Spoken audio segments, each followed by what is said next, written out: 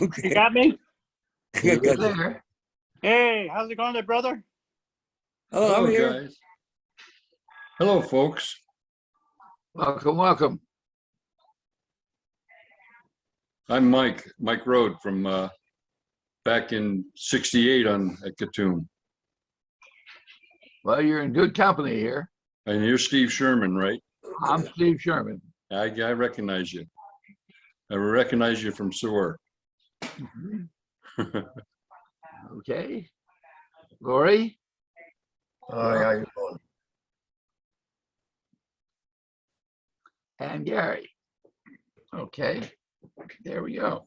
Did I see Lori Whitlock on there? You Yes. sure do. Yeah, Lori's the guy I replaced when he got hit. Oh, how you I- doing? How you doing, Lori? Hey, I Okay. recognize the shirt too. You got that from Ron DePaulo. I got it from Andy Anderson, actually. Oh, okay. Andy, Well, I knew Andy at Bragg before he went to Katoom. Oh, wow. Okay. Is Andy on here? Not yet. I'll see if you will be.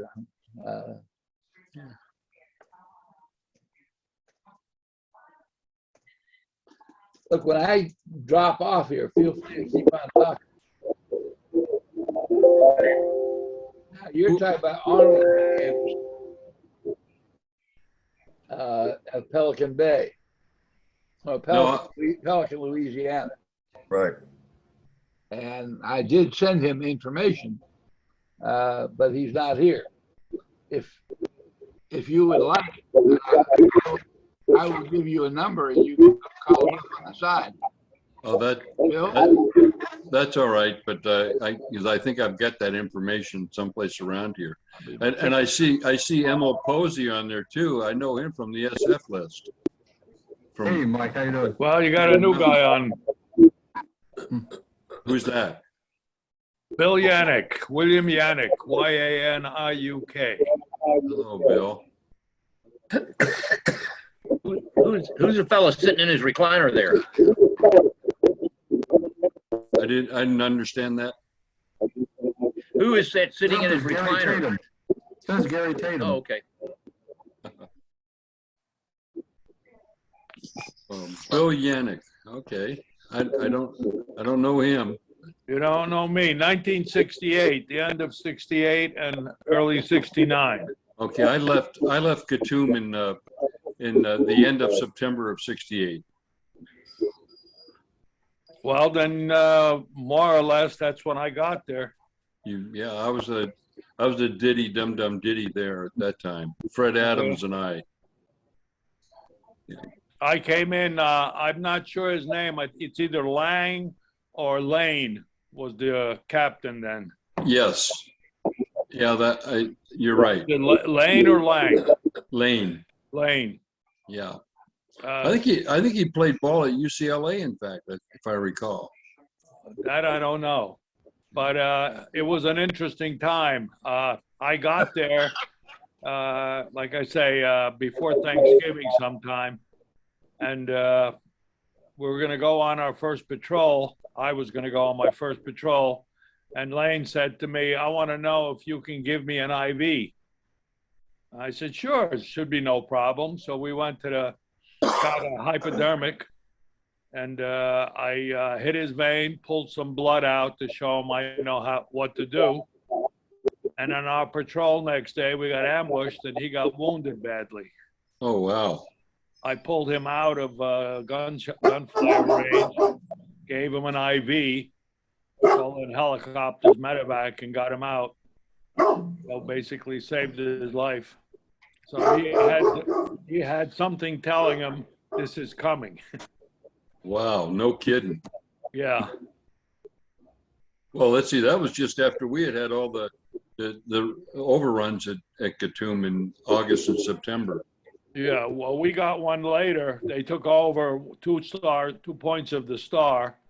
We had to fire our artillery point blank range at them. And not Super Spook, but the other Smoky flying C-120, was it 46? DC-46 flew around. spraying the area, and we finally pushed them away. Well, I've got And a, then go after ahead. that, the first Cav came in with a big unit and came to help us out while we rebuilt the camp. I got a great super spooky story on the first overrun at Katoom in August. Yeah, because like you, we were bailed out by super spooky. They, all night long overhead Right. and Firefly.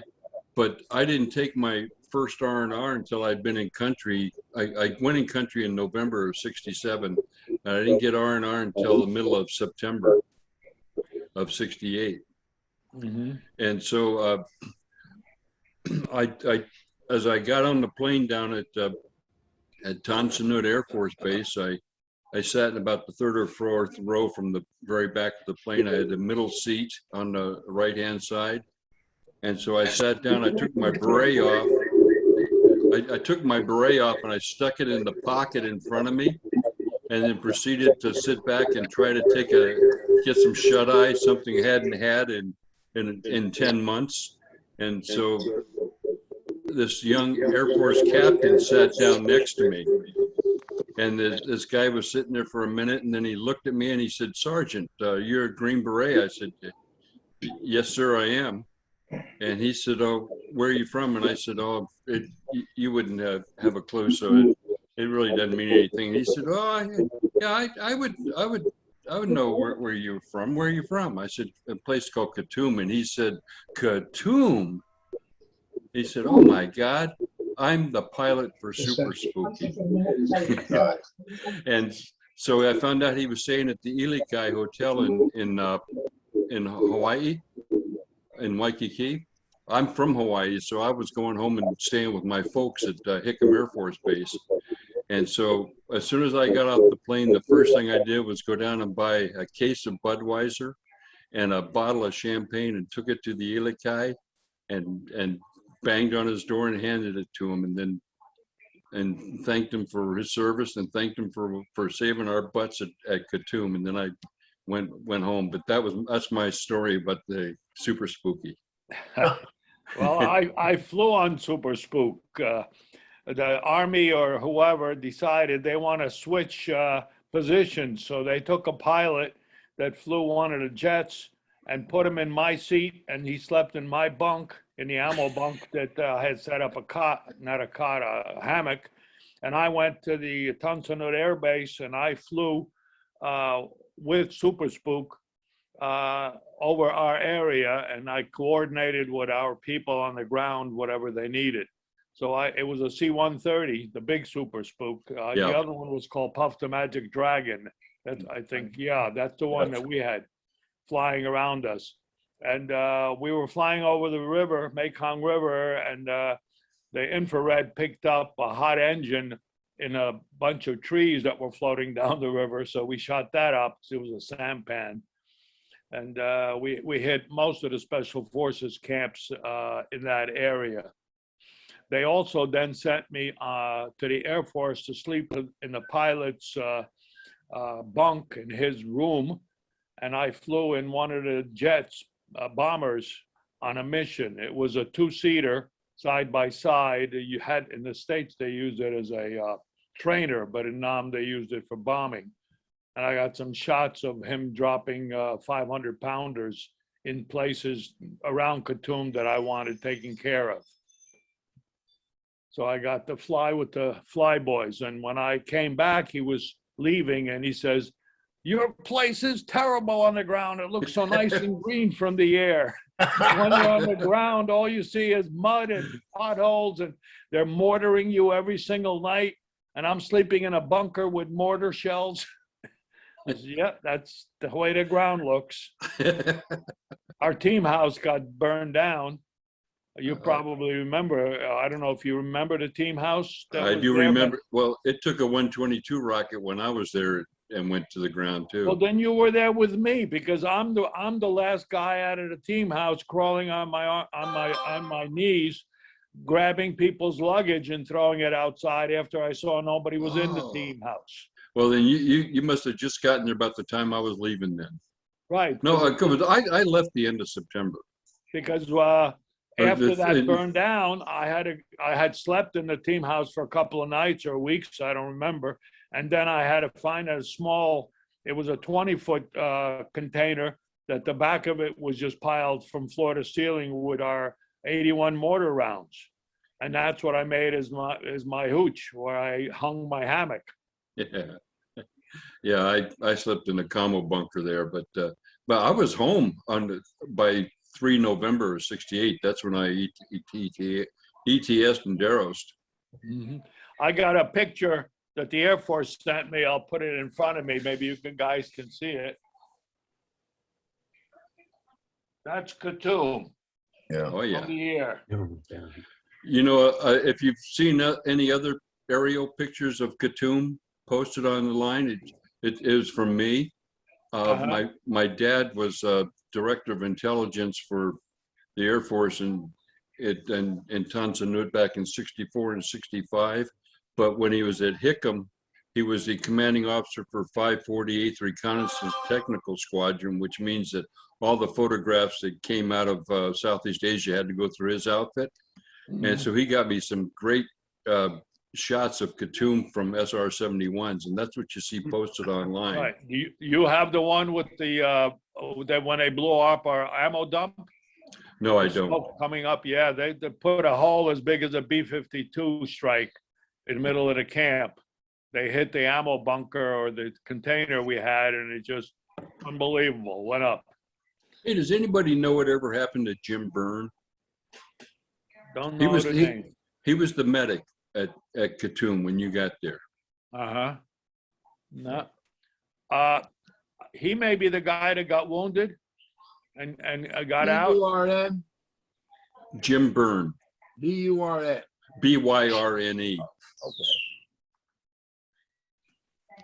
We were getting mortared for a while, and we were in the ammo in the commo bunker, and when it was a slight lull, me and him decided to run out to the medical facility, and just as we hit the doorway, both of our shoulders hit each other's shoulder, and the outside hit the jam, and we kind of bounced back, and at that moment, a mortar blew up on our mortar pit, which is about 20 feet away from there.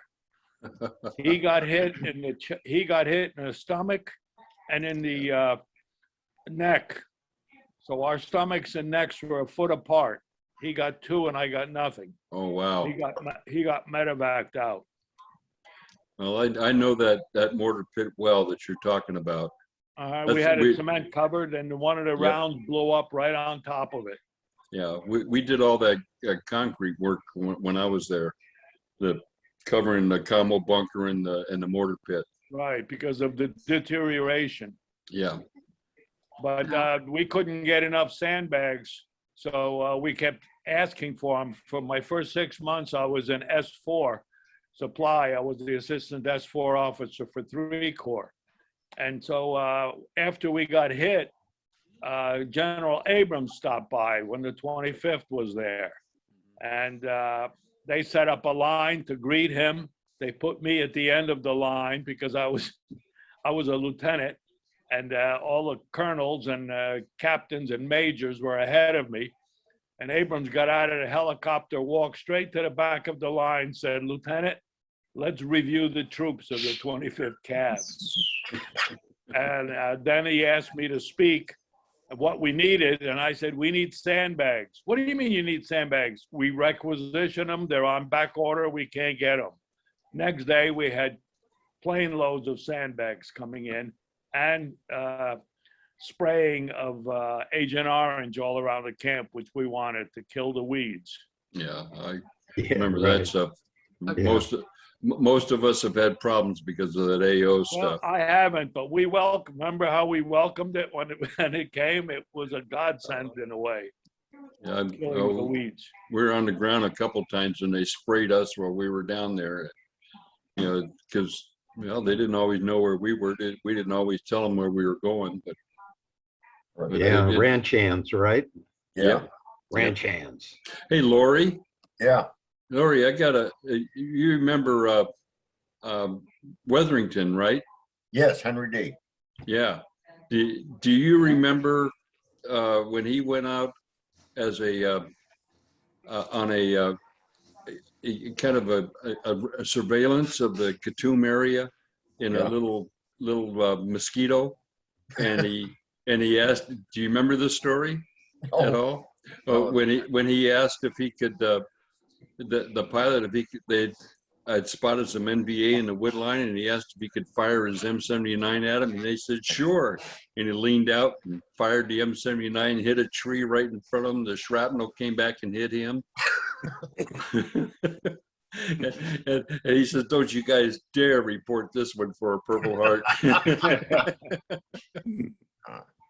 Look, some of the people I muted because there were noises coming out. If you want to speak, go ahead and unmute yourself when you want to speak. That's the button down in the bottom left-hand corner of the screen. On Byrne, James Byrne, a medic, was commissioned, retired as a major, died at 1998. Oh, really? But at one point, he was the president of the 82nd Airborne Association. I didn't know that. Okay, that's good. No, he was from San Francisco area originally. He ended up in Plainview, New York. Okay. He was a good guy. Mike, was McElroy there when you were there? No, Okay, he left. McElroy. No, that Not didn't for ring. medic. The two medics were Jim Byrne and Tom Brenneman. Okay, yeah. Yeah, when I Brenneman. was there. Brennan was there with McElroy. Okay, the McElroy was just before me then. Okay, Jim Byrne came in just before me as well. So Byrne must have replaced McElroy. okay, yeah.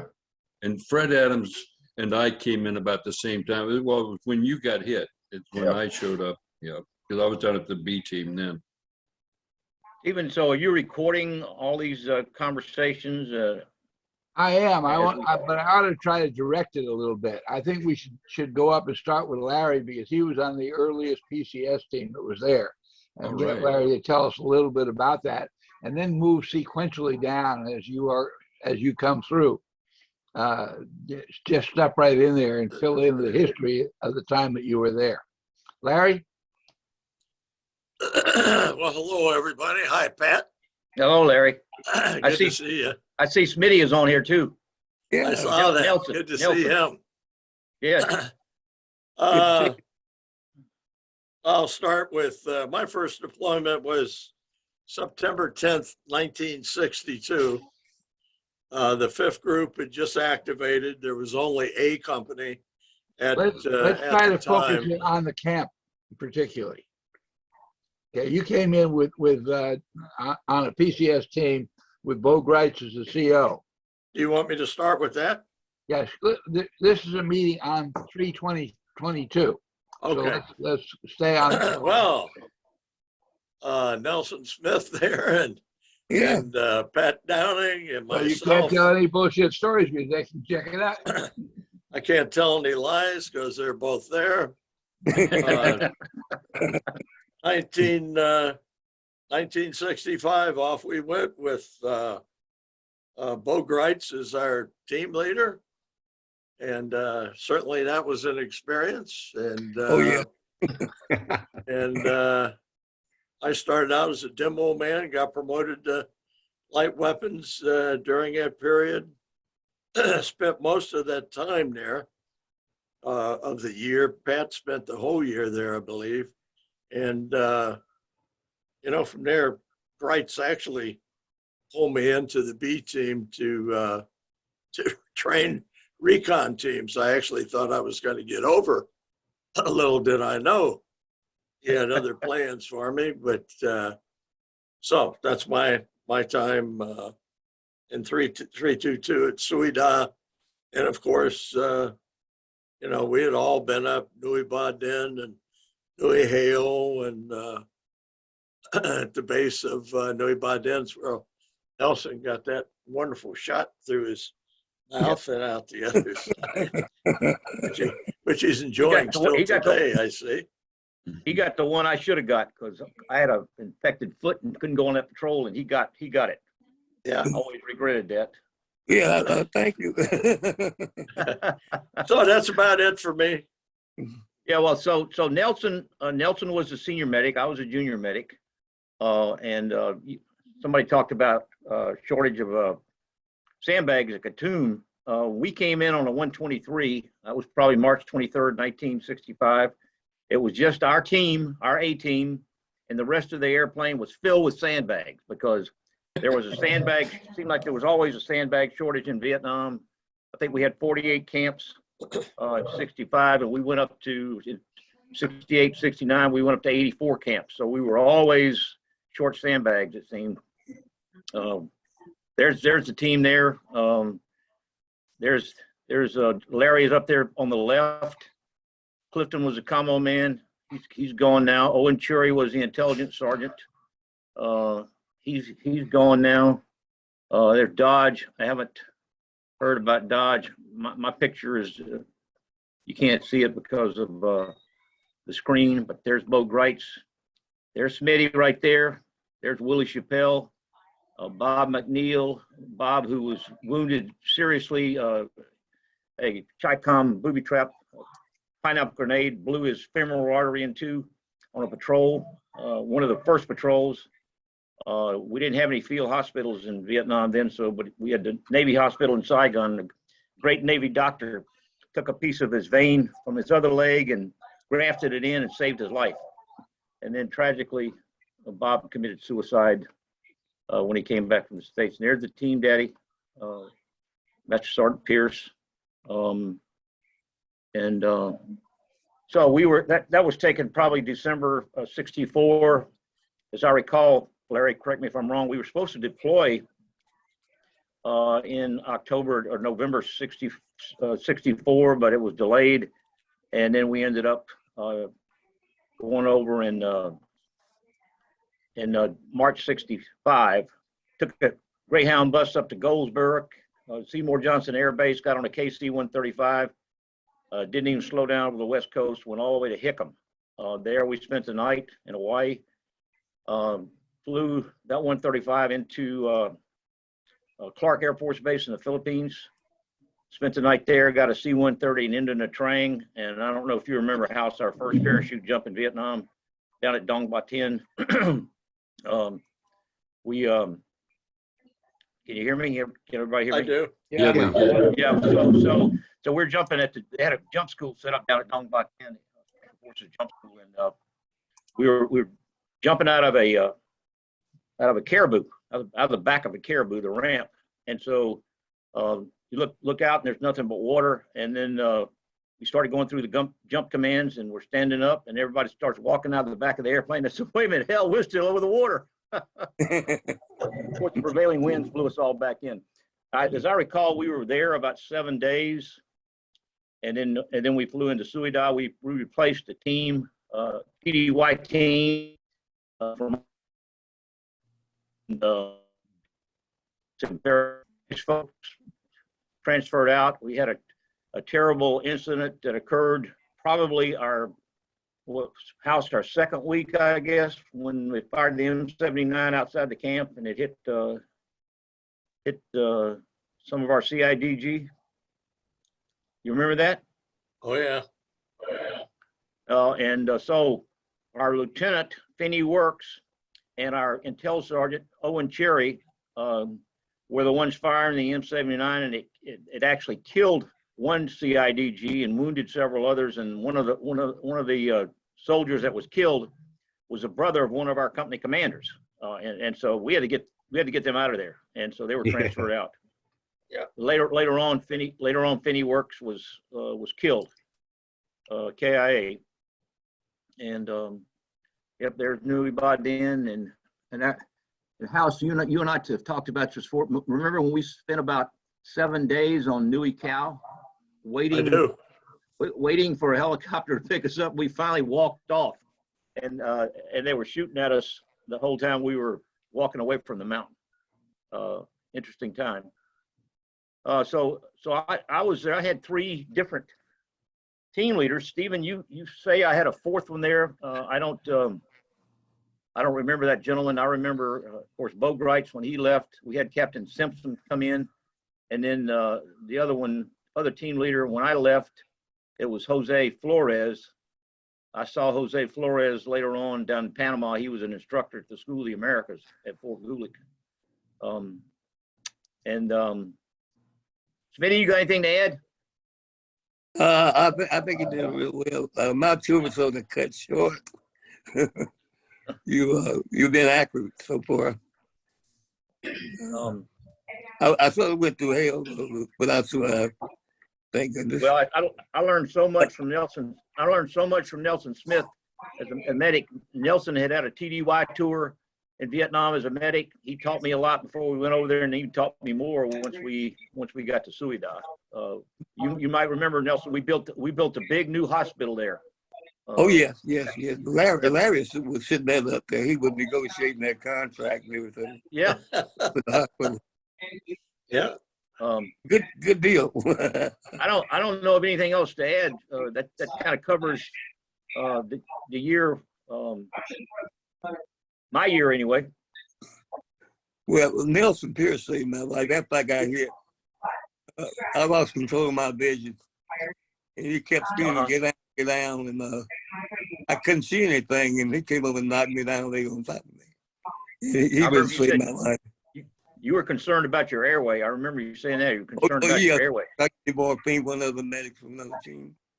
I said, no morphine, because I think if I got shot with morphine, that would be the end for me. But I didn't take anything. In fact, I didn't have any pain. I was concentrating on staying alive. You know, so. Yeah, there just happened to be a helicopter in the area that we could get into medevac, you and Pierce. It sat down right behind us, which little did they know was almost in the middle of a minefield. What got you out? Yeah, thank God. So when did A-322 move from Sui Da to Clock, right? Clock. Yeah, that was after when did that occur? Junction City. That would have been in early 1967. Okay. And it was commanded then by Major Newland Happersett, who later became a deputy sheriff out in Arizona somewhere. I replaced Newland Happersett, Joe Lukic. That was in April of '67. So I knew Bo Greitz. He and I used to go skunk hunting up at Khartoum when there was only a little French triangular fort. Your call's over, Dad? Sorry? Is your call over? No, it's going on. Oh, you're listening. Yeah. Yes. So anyway, the Bowman was a B team commander then, and Tom Johnson, who you referred to earlier, had just come off of Blackjack 3-3. He had commanded Sui Da. After you gentlemen have just talked, Tom Johnson came in. He was the last commander before it moved to Preklock. I was, as I said, replaced Newland Happersett. Preklock was partially destroyed. You can read about it in the battles during Junction City. Preklock Battle 1 and Preklock Battle 2 partially destroyed and then rebuilt into a special forces camp, which I had the privilege of commanding. Andy DeLima, I had a great XO and a great team daddy. So things were reasonably stable. My favorite Bo Greitz story was when we were up around Khartoum doing an aerial recon. We later took the Mike Force up there and did a on the ground recon when it was nothing but a road junction up at Fishhook, lower Fishhook area. And Tom and I and Bo As I said, we're on a skunk hunt, and we caught 12 black pajama bicyclists coming across the old French fort. The old triangle fort there was out in the open. So we were in the old B model Hueys gunships, and we definitely shot them up. And I think we killed 3 or 4. And Bo kept saying, "Joe, look at those saddlebags. Look at those saddlebags. I lost men going after saddlebags like that. So who's going to land?" And I said, "Bo, I damn sure am not going to land, because we only killed 3 or 4 of those dudes. What about the other 9, you know?" So Bo said, "I'm going in." I said, "Bo, you're nuts, you know?" I said, "Don't do it." I said, "Let's call back to Preklock. I'll get a platoon and we'll sweep the area." Of course, by the time I alerted my platoon back at Preklock, and then got Top Tiger helicopters, you know, the slicks, to go in there, we went back up there because by then the C team commander, Rapid Fire, had joined us. And, you know, he accused Bo and I about being nuts because we went up there. And of course, by that time, you know, they had proceeded to remove the dead, probably VC couriers. And so as we're pulling off, having alerted platoon and had them on standby, ready to, you know, sweep the area, we're pulling out of the area after, you know, going over and over and over again, loitering, Oh, looking for great. the Now dead that- bodies. Oh, never mind. Forgot one. And lo and behold, as we're pulling off, I'm with Rapid Fire now, the C team commander in the CNC ship.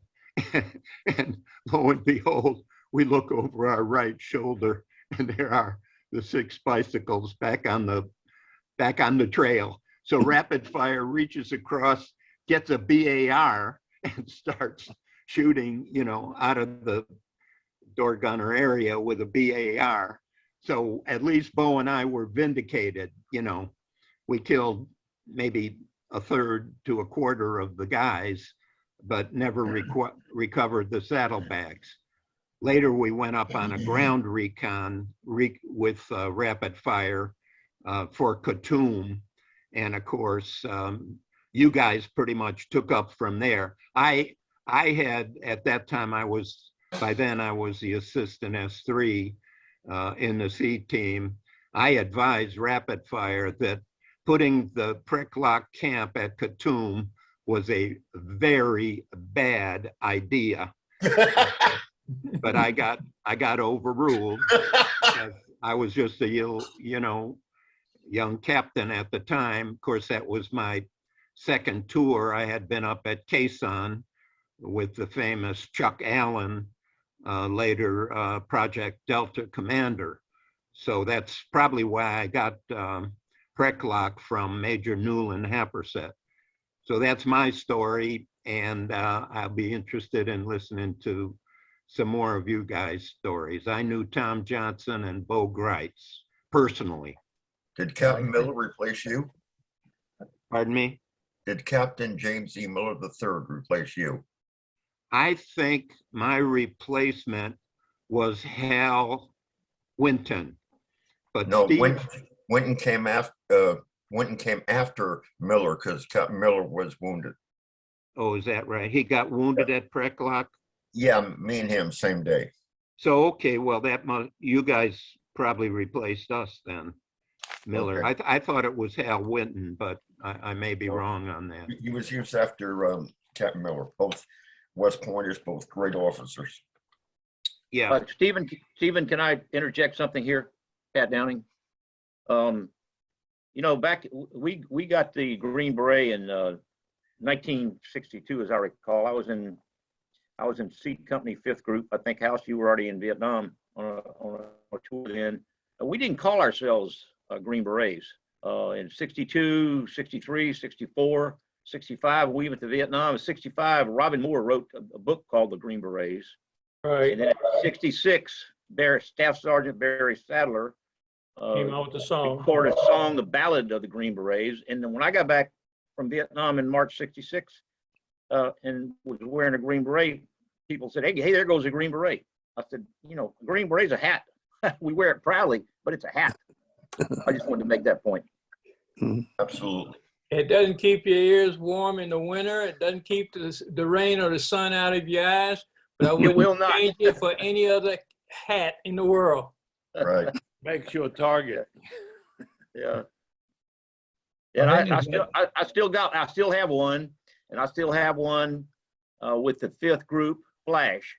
As you recall, I can't remember the general's name, who briefly, when he was a colonel, commanded the 5th Group at Fort Campbell, I think, and he took the Vietnamese colors off, went back to where it was just a black and white flag. That wasn't General Healy, was it? Because No, it wasn't Healy. No. This was much later. This was after Vietnam. We still had the Vietnam. Yeah, we still had the Vietnamese flag colors on the beret, and he took them off. He said that's a period of our history that's over. And then about 5 years later, another bright young colonel came in, commanded 5th Group, and he put them back on the Flash. Right. Yeah. I think it was Downing who was commanding, Downing, Wayne Downing, that was commanding center, who took it off. And though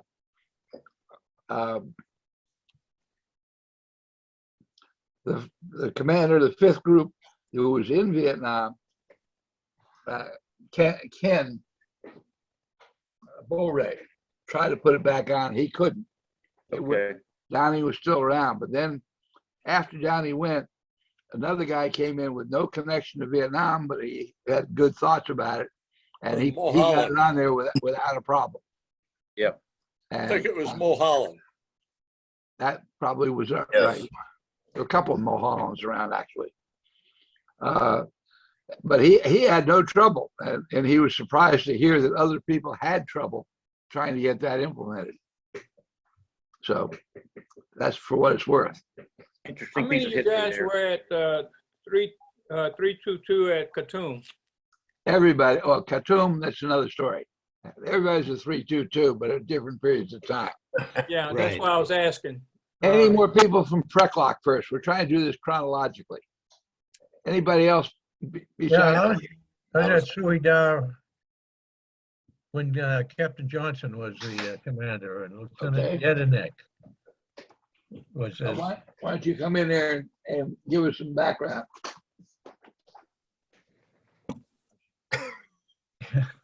Well, I got there in September of '66 at Suey Dar, and like I say, Captain Johnson was the commander, Lieutenant Yedinek was the XO, and on my first mission, I went out with Lieutenant Yedinek, and we toured this rubber plantation. I think it was just south of the camp, and we rounded up 2 Viet Cong recruiters, suspected recruiters at that time. But we hauled them back to the camp and separated them, put one in one trench and one in the other, and interviewed them. And we couldn't get them to talk until Captain Yedinek, Lieutenant Yedinek, I believe, fired a gun and told the other captured that he just killed his friend because he wouldn't talk. And then this guy talked. He talked up a blue streak. He named 44 agents in our camp in Suey Dar. They were split up into 3-man teams. They were supposed to kill us at a certain time. Each 3-man team was assigned to one of the SFs, including our cook. I don't know if you had the same cook that we had before that, but I have pictures of all this going on. When Yedinek wrote the book, Hard to Forget, he had not realized or remembered that I was with him on that that time we captured those prisoners. But I'm the one that took the pictures of them in the trench being questioned. After rounding up the agents in camp, I tell you, our counterparts there, they tortured these guys terribly. The ones that we rounded up to get them to talk. I didn't approve of it, but that's what they did. Anyway, they indicated a buildup in the area just on the other side of the Suidar River. I believe it was Suidar River. Anyway, we had to cross this bridge and to check out the area. And we walked off the road toward the structure that seemed to be under construction. It was new when we got there. Things spread out. We could see other structures under construction and everything like that. People were running through the camp. I was with A.C. Ballard at that time, and we had 2 companies, and we swept through online, chased them out of the camp, recovered a lot of intel, and they counterattacked and pushed us back onto the road. There was a trench along the road there, and we were all in that. And our medic, Dave Rose, he was working on, I think he had 9 guys laid out on alongside of him, and he would take out an IV from one arm and stick it in the arm of another guy when that guy died, and so on down the line. But as it turned out, the colonel, our counterpart, the colonel, he was killed. He was standing right next to me when he went down, and I was still kind of new, so it took me a while to realize what was really going on. And when we moved through the camp, I thought I was trying to just keep up with everybody else, but as it turned out, it was the enemy who was chasing, and I thought they were ours. So anyway, Colonel Happersett was commander of the B team at the time, and he was up in a Huey, and we was laying in the trench, and started to get the people up to move back towards our camp, and the mortar round hit the lead element just getting out of the trench, killed 9 right then. And back into the trench these guys went, and they weren't moving. So Colonel Happersett said he saw that round hit, get your people out of there, and get them back to camp. And A.C. Ballard asked, what should we do? I said, tell the colonel if he wants them moved, he's going to have to come down and move them himself, because so they called in napalm, they called in CBU bombs, and all that. We managed to get a couple of our own people burned. That's how close the napalm was. Then, as it turned out, Colonel had under his command 50 APCs. They were going off on another mission somewhere, and he managed to divert them towards us to pull us out. And they come crashing through the bush behind us, all in line. And we managed to come through the first 25, and we got onto the 25 in the rear, and that's how we got out of there. Well, this was all the information we got from the camp and everything contributed to the start of Operation Attleboro. Yeah. And that's when the Mike Force went in. What was the date? What was the date of that Operation Attleboro? That was in November. I don't remember the exact date. 66? November 66? Yeah. You can look it up. Sergeant Hunt went over. 67. Huh? No, Was it 66 or 67? No, 66. Okay. It was 66. And who was the intelligence sergeant on the team then? Oh, gosh. Was it Don Melvin? Ranger Melvin? Yeah, I believe so. I have a hard time remembering all these guys' names, you know. Well, the reason I ask is Don Melvin, when Cherry was shipped out after the M79 incident, Donald Melvin came in as the intelligence sergeant. And I believe he was there when I left in March '66. Yeah, the name's awful familiar, but I couldn't tell you. I know my medic. I think Maddox was the sergeant, was the team sergeant. I'm having trouble remembering some of the names. Captain Johnson, of course, Lieutenant Yedinek. But the way it turned out, the Mike Force had gone into that area just on the other side of the river, and China Boy 3 got shot up pretty bad then. Our common man, Sergeant Hunt, he got on the helicopter to go across to help with the wounded. And he wound up staying on the ground to make room for the wounded in the helicopter. Anyway, he got killed then. And I had been assigned to set up a blocking force along the riverbank. And I swam the river to rig up a couple of rope lines and all that. And we extracted the remnants of China Boy 3 at that time. Yeah. And it was right after that, that's when Operation Attleboro started. And after the major battles that the Operation Attleboro had, I was assigned with 20 volunteers. The General Hayes, what was his name? General Hayes, I think. I'm not absolutely sure. Anyway, I showed up at his tent and with these 20 guys, and he wanted us to patrol out in front to because he said I can't send my boys way out there.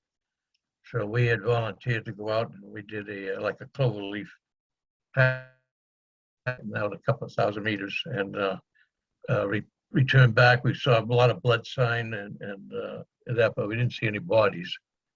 Anyway, that week they killed some 1,100 enemy soldiers. And when I got back to camp, there was a whole pile of American helmets that's of our own dead, and you could still see the brains in some of them and all that. But the 1st Infantry Division had come in and set up their base at our camp in Suida.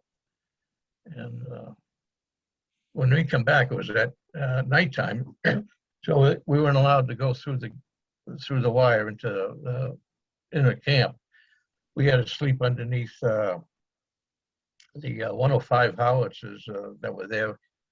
They had set up culvert halves and had placed sandbags on top of them. Well, in the middle of the night, while I'm laying in one of these culvert halves, which you couldn't sit up in, they had a fire mission.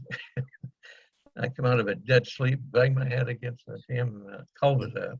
And anyway, it wasn't until daylight before I could get back in the camp proper.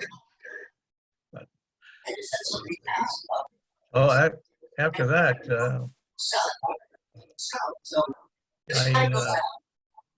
in January '67, I was sent over to Frank Sepp, where they had the mobile guerrilla unit under Major Greitz forming and training. And so I stayed with them for the rest of the tour that year with the mobile guerrillas. So I knew Major Greitz very well. And well, after I was there, I had only 2 weeks left in country to go the following September. And had one mission to go on. And they weren't going to send me out because they only had 2 weeks to go. But Sergeant Rader and I were the last 2 members left there with the mobile guerrillas. And I said, no way radar is going to go without me. I was there with him for the whole time. So I'm sitting in the Huey, and I was waiting to insert us, just a recon team. And anyway, Major Great came up to me and he says, for crying out loud, don't sprain an ankle or something. Well, as happened, we went in. I had the radio, and they made several fake insertions, and then they finally settled it in one place for us. And we all had to jump out real quick. He was going to lift off, and as quick as possible. I was the last man going out of the Huey, and by that time, he was already 20, 30 feet in the air, and maybe higher. Anyway, I went out, and they said I was looking for a ripcord on my chest because I was that high. Anyway, I landed on some logs that was hidden in the grassy area, and I broke my ankle, broke 2 ribs, got a concussion, dislocated my left elbow. So it was beginning to get dark, and the rest of the team decided to hide me in the bush and come after get me in the morning. So I had the radio, and I was talking with the camp and back at Suidar, and I was indicating that I could hear ox carts, and they asked me to squelch every time I heard an ox cart go by. And I don't know, it was 20, 25 that night. But the thing was, every time I reached for the handset, it was covered with ants, and it burned like hell. So anyway, the rest of the team come and got me in the morning. I laced up my boot real tight, and I can remember the whole ground was covered in about 6 inches of water. And I felt the cool water around that ankle, and it felt real good. But I couldn't keep up. We was heading to another clearing where we could get extracted, because as it turned out, radar hurt his leg too. So they were going to pull us out. But I lagged behind, and 2 enemy soldiers come up from behind me, and I couldn't raise my M16 because my left arm hurt so bad. They took a while and looked at me and went back into the bush, left us alone. So I caught up to the team. I said, we got to get out of here in a hurry. I think we're in trouble. So, but they did come and get us and pull us back.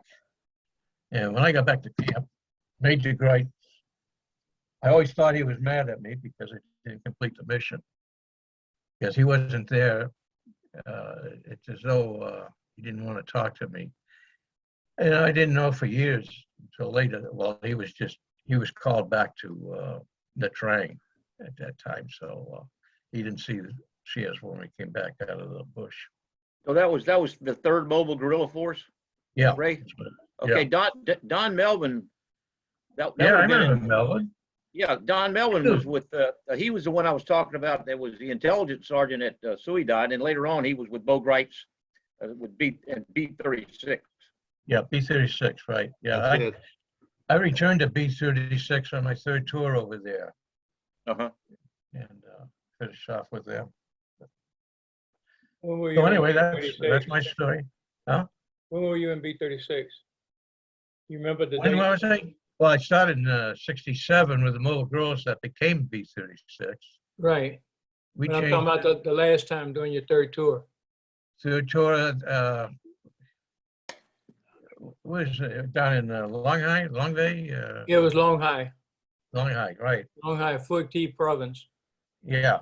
I showed up there, in, it had to be the springtime of 67. I mean, 71. Okay. 70. I was long gone. 70, yeah, 70. I was long gone. I was at Long High from the end of February of 69 until October of 69. Uh-huh. Then I got snatched up and sent to New Ibadan for a month.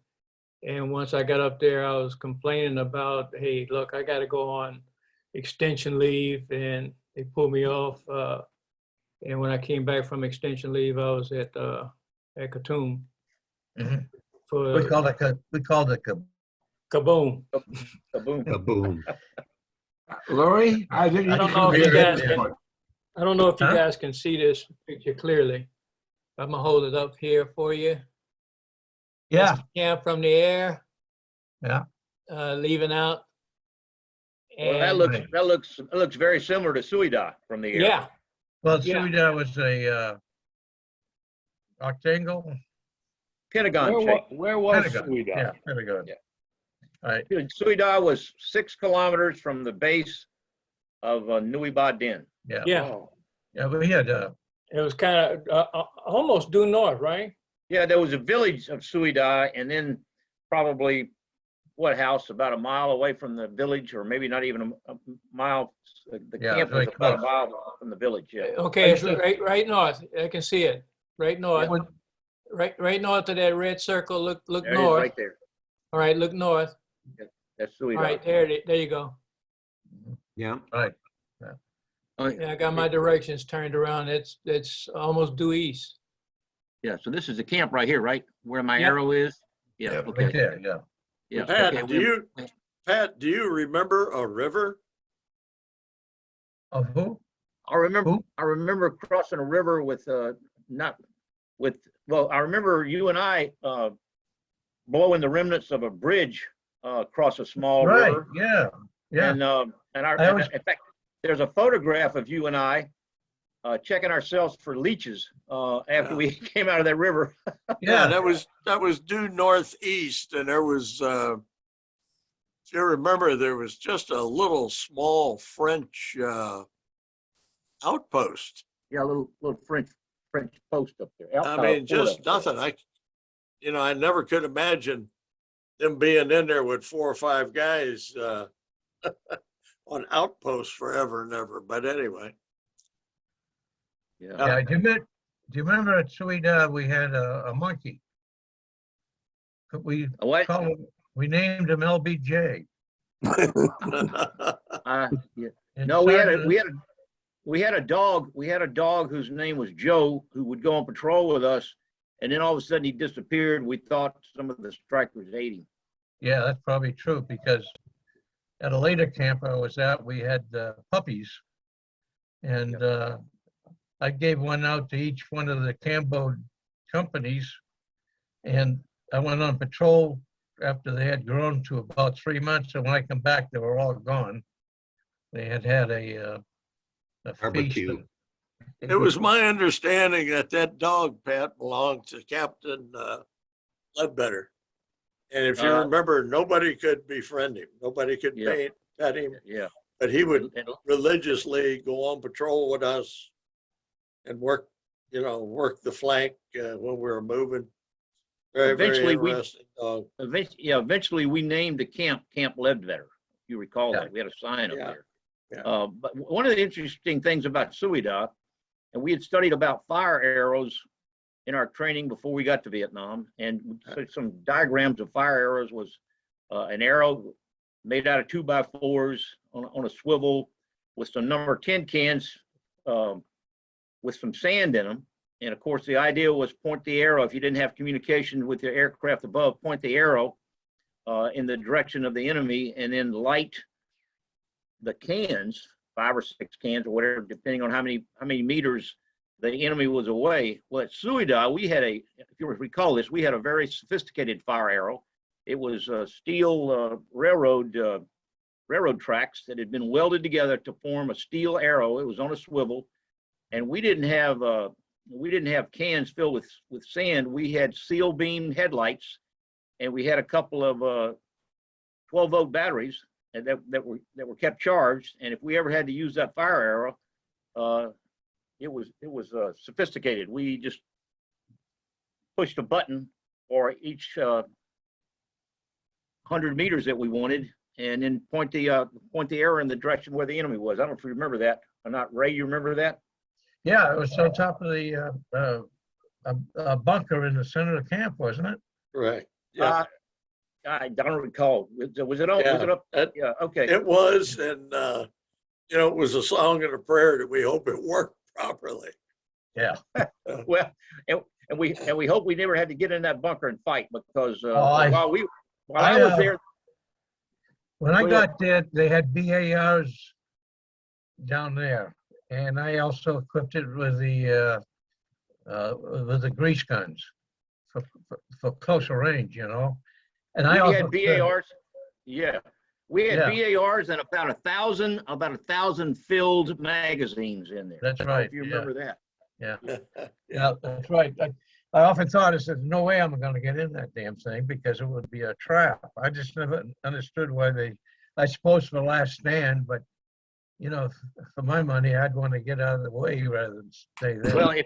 Well, if you read anything about Long Vey when they came in with tanks in Long Vey, and there's a book called Tanks in the Wire. And I Right. can't remember who wrote it, I read it, but yeah. that's where both A teams ended up inside their command bunker, and that's Yeah. probably what saved them. Everybody on both the A teams at Long Vey were killed or wounded, and they ended up, that was their last stand. And I remember Yeah. Bo Greitz telling us, he said, all right, he said, if we end up in there, I'm going to issue one command. And we kind of looked at him. He said, it's die in place. Yeah. It That's sounds what like Bo. Yeah. place. Bo is quite a, For any of you who are interested, there is a documentary on YouTube that talks about the siege at Long Vey. There was 8 guys who survived or who ended up in the bunker. And I think all 8 of them managed to survive. There was one guy that had to leave there in the bunker. He was dead. There was a lieutenant colonel and I think a captain who had to hide underneath the dispensary. And Yeah. they managed to get out of there as well. And there was one guy who was captured. I'm trying to remember his name. And he finally was able to come home about 5 years later. But it's very interesting. I talked with a fellow named Paul Longrear, who was a first lieutenant with the Mike Force that came in. And I served with him down in Honduras for a short period of time. And he told me all about Long Vey, and he gave me a copy of that book, Tanks in the Wire. Again, Yeah. he didn't write it, but it's amazing that anybody survived. yeah. It's Yeah. pretty good. from But Long just- Vey. I got an anecdotal story about Long Vey when it was being overrun. I was the duty officer in the C team in Benoit and got the alert notification from Natrang to put 9 companies of our Mike Force, 2 battalions, on alert for a combat parachute jump into Long Vey. And of course, I had been monitoring on the single sideband the battle as the tanks were, coming through the front gate, and the tank that got destroyed right on top of the team house. And I Roger Wilco'd and put the Mike Force on alert. And of course, I then said, you better wake Colonel Jonathan Ladd if he's not already awake, because I said there's only one place, having patrolled all over Quezon in 64 and 65, when I was there with Chuck Allen, I told him there's only one drop zone, and that's the camp itself. Yeah. So you're going to have to put 2 battalions of the best indigenous fighting force right on top of the camp. And so I was informed that Colonel Ladd was awake and had been monitoring the battle. And I told him, well, if you're going to, give us an execute order, call me back and I'll get rapid fire on the phone, because I don't think this is a very smart thing to do. They never called back. That's my story. Yeah. And I guess the Cam Duke Mike Force, one company went in with George Gaspard, Major George Gaspard, and Lieutenant Colonel Shungle was the C team commander out of Da Nang, who had flown into Long Vey the day before and brought in the laws, light anti-tank weapons, which they, I guess, broke open and got all that moisture and humidity in there. So none of them, or very few of them, worked properly at the time they were needed. But anyway, my Mike Force buddy, China Boy 5 and China Boy 6, were both very appreciative of the fact that they did not have to execute on a mission for a camp that had already been overrun. End of story. Lori, I think you come up next in the chronology here. Okay, yeah, I got to Brecklock working with Robert Murphy, who I think hated me. But the camp at that time, I remember we had mesh around the areas where we slept, and it wasn't to keep away the mosquitoes, it was to keep the rats from running all over us. There was water in the rooms. There was water outside. It was terrible. The cook's idea of cooking, for instance, was to take a can of tomato soup and pour some of it onto your dish. Captain James E. Miller III was the captain there at that time, and Gollihue was the team sergeant. And I know Mac Burdett was the medic. And it was that we did get mortared a few times, and I got caught outside in, I think it was September, with Captain Miller, and we both got hit. I got hit less than him. He got medevaced out. I got to stay there. It was not a good place. We did go out on some missions, and the more I know we were moored a few times, but it was absolutely totally nothing like Khartoum. Khartoum, we really got moored. We were there at Christmas in 1967, and that was when somebody, I think it was Tri B, got on the radio and started saying that they'd spotted an aircraft believed to be a Russian aircraft. And the next team picked it up, and they said, you know, the pilot appears to be wearing a red outfit. And then I came in and added something about there were 8 engines, and it went all the way down the line back to Saigon, with everybody adding a little bit about Christmas. Right after that, we took down the camp, and we went to Trang Sup. And we were waiting there before we went on to Khartoum. I remember Tet happened when we were at Trang Sup, and I remember seeing Top Petty and Thumper Green going off down the road. They got all of their weapons on and everything, but they didn't have any pants on. And they were just trotting on down the road ready to take on the NVA VC. Was that Alfred Petty? No, Earl Petty. Okay. And it was at that camp that Andy and I, from Trang Sup, Andy and I went to Nui Ba Din to support the Vietnamese Special Forces who decided on their own they were going to take Nui Ba Din from the VC. And I remember being out there, and I called for some air support. And I got a Top Tiger 2.5. And he said, where I used to look up, I looked up, and I'd never seen a helicopter like this. It was the skinny little helicopter. It was the first Cobra I'd ever seen. So he said, where do you want it? Told him on the mountain where I wanted it. He fired his, I said, that was great. Do it again, do it again. And Andy and I needed to bring in helicopters to take away the wounded.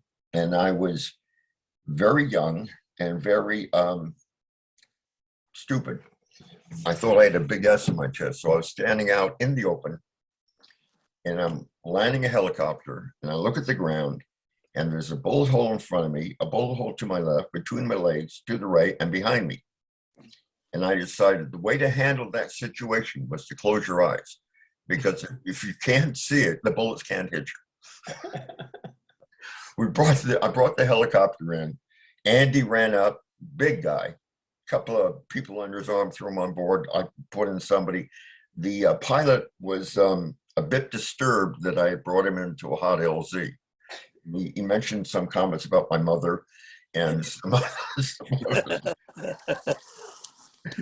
from Trang Sup, we also ran a mission in Four Corps. It was just here, take the boats, land, walk around for a few days, drink terrible water. Right. Anyway, we then opened up Khartoum, and this is from Mike. When we were at Khartoum, we only had Perk 25s.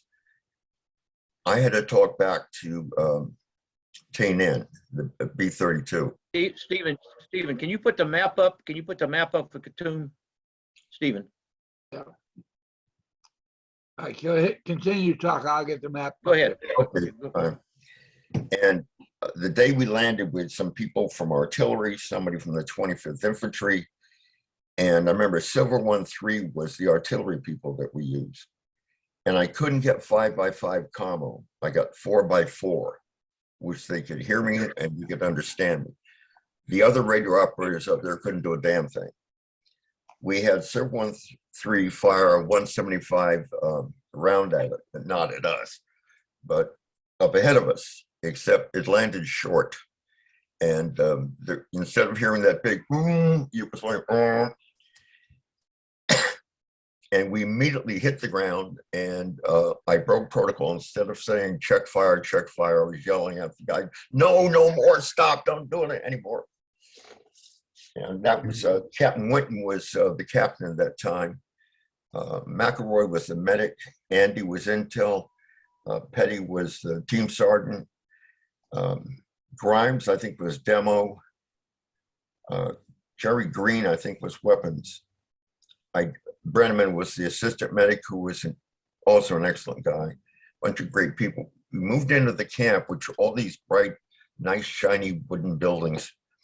The commo bunker had like 3 feet of sandbags on top of it.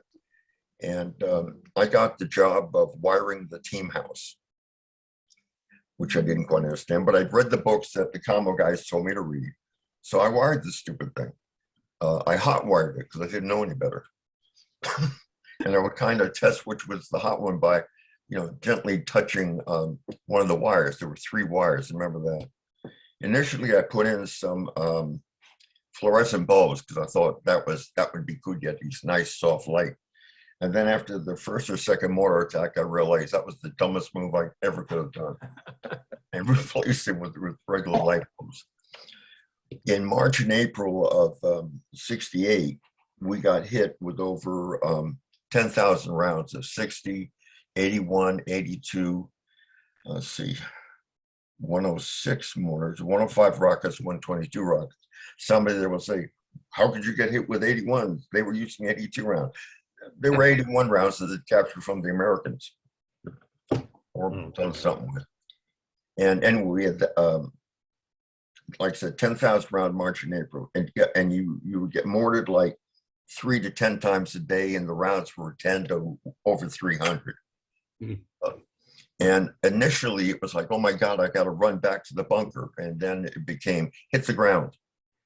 You hit the ground, round might land near you, but it's going to go up. It's not going this way. So it comes in, goes out. Just a little fun thing. We had an inspector general come to the camp one time, and this was in that timeline. And he looked over at the team house, and it was either team house or the mess hall. And he said, why are there holes there? Why do you have holes in that? I said, they're from mortar, sir. And he said, well, when did that happen? I said, this morning. He said, okay, guys, I guess we've done our inspection. We're out of here. See you later. Unbelievable. Yeah. They started Operation Ranch Hand at Khartoum. We would see the planes flying. We would get orders to go out and check out what had happened. Yeah. I can't remember everybody's name, but almost everybody at the camp, I think I was one of the last ones, got cancer. A number of the people died from it. And then others died, like Weatherington got cancer, beat it, but then he died around 2003 or 4. McElroy got it, and he died a few years ago. But Jerry Green, Grimes, and others, when they got the cancer, they died. Mike, with the people that were with you, did you guys You got cancer? Mike Road, you out there? Nope. Okay. You know, he's here. He has it on mute, I think. No, there we go. Can you hear me now? Yeah. Yes. Okay, yeah, I'm a two-time non-Hodgkin's lymphoma survivor where I was given 3 months to live back in '84, and it was all attributed to AL. Yeah. So yeah, we got hit. I can recall being out on an operation to the west of Khartoum and moving up the little stream. I forget the name of the stream in that area there, but as we were moving up, we saw 2 or 3 123s flying over, and they were spraying while we were down there, and we were just completely drenched in all that stuff. You know, and everything you drank, everything it had that stuff floating on it. Remember the water in the bomb craters from the arc lights was the best tasting water until it had the arc light stuff in it. I mean, all the Agent Orange stuff in it. Right. But boy, it was great to fill your canteens when it was clear. It was tasty. McElroy thought that the water supply had been contaminated with Agent Orange, which had gone into the ground and into the underground water. And I just wouldn't doubt it. In 2010, I was diagnosed with stage 4A squamous cell carcinoma. Yeah. And being the young idiot that I still am, I thought, thank God I didn't get stage 1. I didn't know stage 4A was the worst. Right. You know, sometimes being ignorant is a good thing to be. It's a number of times. I was wondering if I can mention something. Yeah. This is Jerry Parker. I was in '69 at Khartoum. Agent Blue, if you look at the stats, which is really arsenic, was really one of the main. I think we're the second highest. Maybe Kuchi beat us as far as the amounts of Agent Blue, which is arsenic. And I'm a survivor of prostate cancer. So, me too. And trying to tell the VA that, but just wanted to mention that. Yeah. Khartoum had the highest amount of agent, was it orange, blue, and white in 3 Corps. It had the second highest amount of that stuff in all of Vietnam. Yeah. There was a camp in I Corps that had more than us, but we sure as hell got our share. When I got to the camp, the forest was this lush green thing. And I understand when some of the people who came later said, no, it's just burnout, dead brush. Lori, did you ever pull an operation with Tires Pickett? The big black guy that was a heavy weapons. Yeah. I used to love pulling operations with him because he was so big. He'd blaze a trail and get in those wait a minute vines down there in that triple canopy, and I'd just get behind him and let him make the trail. Okay. I did a lot of my stuff was actually with Andy. We had one mission where we were in some flat area. That's all I remembered. And the morons in Saigon kept insisting we were not getting hit with 105 rockets and 122 rockets or some of the other stuff. So we're walking down this sort of a road, and there was some greenery in the middle of the road. Well, how did that branch get there? So we kind of looked at it and said, oh my God, it's got to be a mine here. Well, Saigon said, no, they don't have those kind of things. So we thought, okay, let's dig it out for it. Got rid of the brush. And now you're lying on the ground on a very hot day, taking your knife and trying to find the edge of the mine.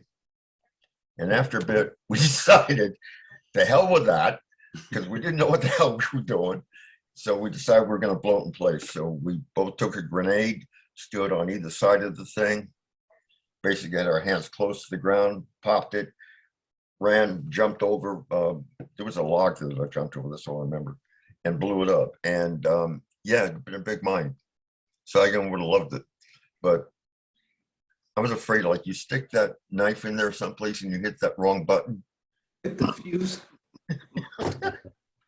Yeah. The thing is, Sam Hernandez there? I mean, I think Sammy he Hernandez. he's gone. Oh, he's gone? Oh, the thing is, I don't remember him. He was there when I was there, but I don't remember him. But then again, I spent the vast majority of my time at the Tama bunker. I put a poll up on Agent Orange related illnesses, a yes or no question. Yeah. You go ahead and I don't know how it comes up on your end. 7 people found it. That's pretty good. Yeah. Steve, may I jump in here? Go ahead. What is it, the new friggin' guy? I came in January, late January of '68. Took over the command of Trang Sup, the training center. Took over from a guy named Wesley Ford. But ultimately went to the B team and then as the S2 and then went up and took over Khartoum. Steve was saying records indicate I got there in September. Actually, I was there in August because I ran all these operations. Bo Greitz was our XO at the B team, and he says, Lane, I want you to go up there and I want you to run every mission for a month and help with morale and all kinds of stuff because Khartoum was in bad shape. They probably didn't have 150 CIDG. Wow. Mike Force had to come in and reinforce us. But anyhow, that's, I thought Major Greitz was one of the best small unit tactical commanders I had ever listened to or saw. And when I saw how he operated the Mike Force, that was a lesson learned on how to do it correctly. And of course, he had some great guys. But one of the first missions I had out of Train Sup was to go up and search this area where the Agent Orange had been dropped. And I did that and then had to do it again in Khartoum. And I've had prostate cancer. Thank God it's taken care of. But yeah, that was something else. Just what they made those guys. I feel sorry for the Air Force loadmasters and so forth that had to deal with that crap on a daily basis. Sorry, Larry. I just had to jump in there and say I got prostate cancer too. I'm sorry. Rich, when you were at Trang Sup, had the people from A-322 come down there, or is that later? They had already deployed to Khartoum. Oh, okay. And you guys went up there with Hal Winton and Master Sergeant Perry, Eddie. Greeny, and all. What a wonderful group of NCOs! My goodness, Yeah. a moron could work with them, and they would keep him out of trouble. They were just great. Okay, Steve, who's next?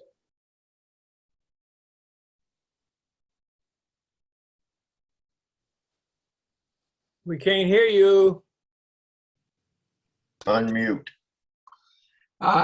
Bill came next, and Emil followed him as the capo officers, and then they moved up the ladder. So, Bill, why don't you go ahead and start? Which Bill, me? You, Bill. Me, Bill. Yeah, I got to Vietnam day after Tet. Spent my time at the C team as assistant supply officer. So I flew around. I think I've been in every single camp, checking on supply back and forth. After 6 months, I said, "This is not what I want to do. Send me to Khartoum." And he said, "Are you crazy?" I said, "No, I gotta go there." So I went to Khartoum, and now I see Lane. I guess you're the Lane that we went on patrol with. Yes, you were brand new at Khartoum, and I was there, and I said, "Okay, we had all kinds of I missions." said this story already, but say it again. Go ahead. Bill, I'd like to hear your story. Maybe it's better than mine. Well, no, I had mentioned it in the beginning of this conversations that a couple of days in, we were gonna go on patrol, and you said, do you know how to hit a vein for an IV? And so we went to the medical container there, got some hypodermic, and I hit your vein in the first shot, showed you I can draw blood. Next day, we went on patrol and got ambushed. You were laying there, everything is being shot up around you, and I somehow walked over, crawled over, grabbed you and pulled you back and gave you your IV, your plasma. Thank you. Yeah, that contact was funny. If you recall, early on, we had been reinforced with a platoon of Mike Force, and we had discovered some bunkers on this trail, and we had these 105 Projos that had been dumped out of an aircraft from too high, and the artillery guy was afraid to shoot them because he thought they were all bent up. Anyhow, we used those things, put C4 in the place where the fuse went. Yeah, I got some Easy pictures of chained them that. together and blew them up. And then we found this other trail and went on it. And if you recall, the CIDG, the guys in front said, stop, Buku VC. And I said, what do you mean? So I went up there and looked, and there was a blue tent shelter thing with a radio in it. And I wanted that so bad, but the CIDG didn't want to go. So I said, well, look, we got the radio. If we go, they'll go with us because we can call in whatever we need with the radio. So a friend of mine, George Budd, was with Mike Force. He had an engineer guy, and we got up and started to throw our grenades, and they cut us down. And I remember I'm laying there on the ground, and I didn't want to look at the wound because I was afraid I'd faint, but because I knew it was bad. But I had this damn grenade in my hand, and I said, oh, and I pulled the pin and everything. I said, well, I better get rid of it. And I threw it, and there was a vine right between my legs. I hit that sucker dead on. And so now I'm looking at one of those old World War II pineapple grenades, and I knew the trajectory would go up and out. So I rolled over, and it did. It went off and didn't bother me. But yeah, you got a hell of a good first mission, you know. I'm glad you were there with your needle. Well, after you had a small entry wound in the front of your thigh and the back. It was a big piece of raw meat. You said your toe still's bothering you. I took your shoe off, and you had a bullet hole or a wound in your foot also. So I made a poncho out of a poncho, a litter. Got a Vietnamese, cut some poles down and made a litter. And we had to cross a stream to get to the landing zone that medevac was going to land on. A couple of choppers were there. One of them, I think, was a Cobra. They peppered the area, and they said, you're going to have to cross that stream. So I'm in the back holding the litter, and I got a Vietnamese guy holding the front. And the stream is very deep, but very narrow. And I told him, if you drop him in the water, I'm shooting you. This guy in the front carried you. He put his hands up in the air. His head went below water. He took 3 or 4 steps. And then I pushed as he made it up the side of the stream on the other side. And we got you across without losing you in that stream. That's probably the stream that runs by Khartoum. Yeah. North of it. The Khartoum River. Yeah, Bill, if I can just add a little bit. That wasn't me. That was that Spec 5 engineer that was with us, and he got hit the same time I did. I was able to walk. I just had the leg wound. You're the captain? I'm the captain. I'm the captain, but that little... The other one was wounded under his armpit. He couldn't move his arm. Oh, that was George Budd. George Budd. He was lieutenant, Mike Force lieutenant. And it's this kid, I can't remember. Anyhow, he's laying there on the ground, and I said, I can't carry you, but I can drag you. And you came up and helped too. And we started to drag him, and he left his weapon there on the ground. That was me that left the weapon. I went back to get it and put it on your chest. Okay. Well, anyhow, this this engineer guy, he reached down, grabbed his weapon by the trigger housing and shot himself in the foot. He was, I remember I'm saying, oh God, this is Keystone Cops. It's really something else. But you were a big help then. And who came out from the camp? Somebody came out. Some Mike Ford guys came out and we did him out back to the camp right after that, nonstop. Well, and you know that LZ was getting mortar fire and stuff. And I told the pilot, I said, you know, we haven't got this thing secured. So if you don't feel good coming in, he said, how many Americans you got wounded? I said, we got 3. He said, I'm coming in. And he came in and got us. Right. There you go. Can I jump in for a second? I visited you at Vung Tau a couple of days later. Did I you? got a picture of you laying on the table with your ass in the air getting cleaned out. The wound getting cleaned up. I'm glad you didn't have a cell phone then and could have taken a picture. That would have been ugly. Taking a video. Can I jump in for a second? Just on a question? Yeah. Okay. You guys keep mentioning Mike Force. How many times do you think we had Mike Force come up and help out at Khartoum? Because, you know, the CIDG were always, you know, in small numbers because we lost so many of them. Or they escaped the camp by jumping on choppers and getting out of there. Yeah, yeah. But how many times do we have Mike Force guys come up there and perform, you know, platoon or company size operations out of there? I know we did it a number of times while I was there. Yeah, Well, I would think in that summer, they were there actually most of the time. They Yeah. would take companies in or run operations out of there, but they were reinforcing because our CIDG was, they had all deed him out. That's right.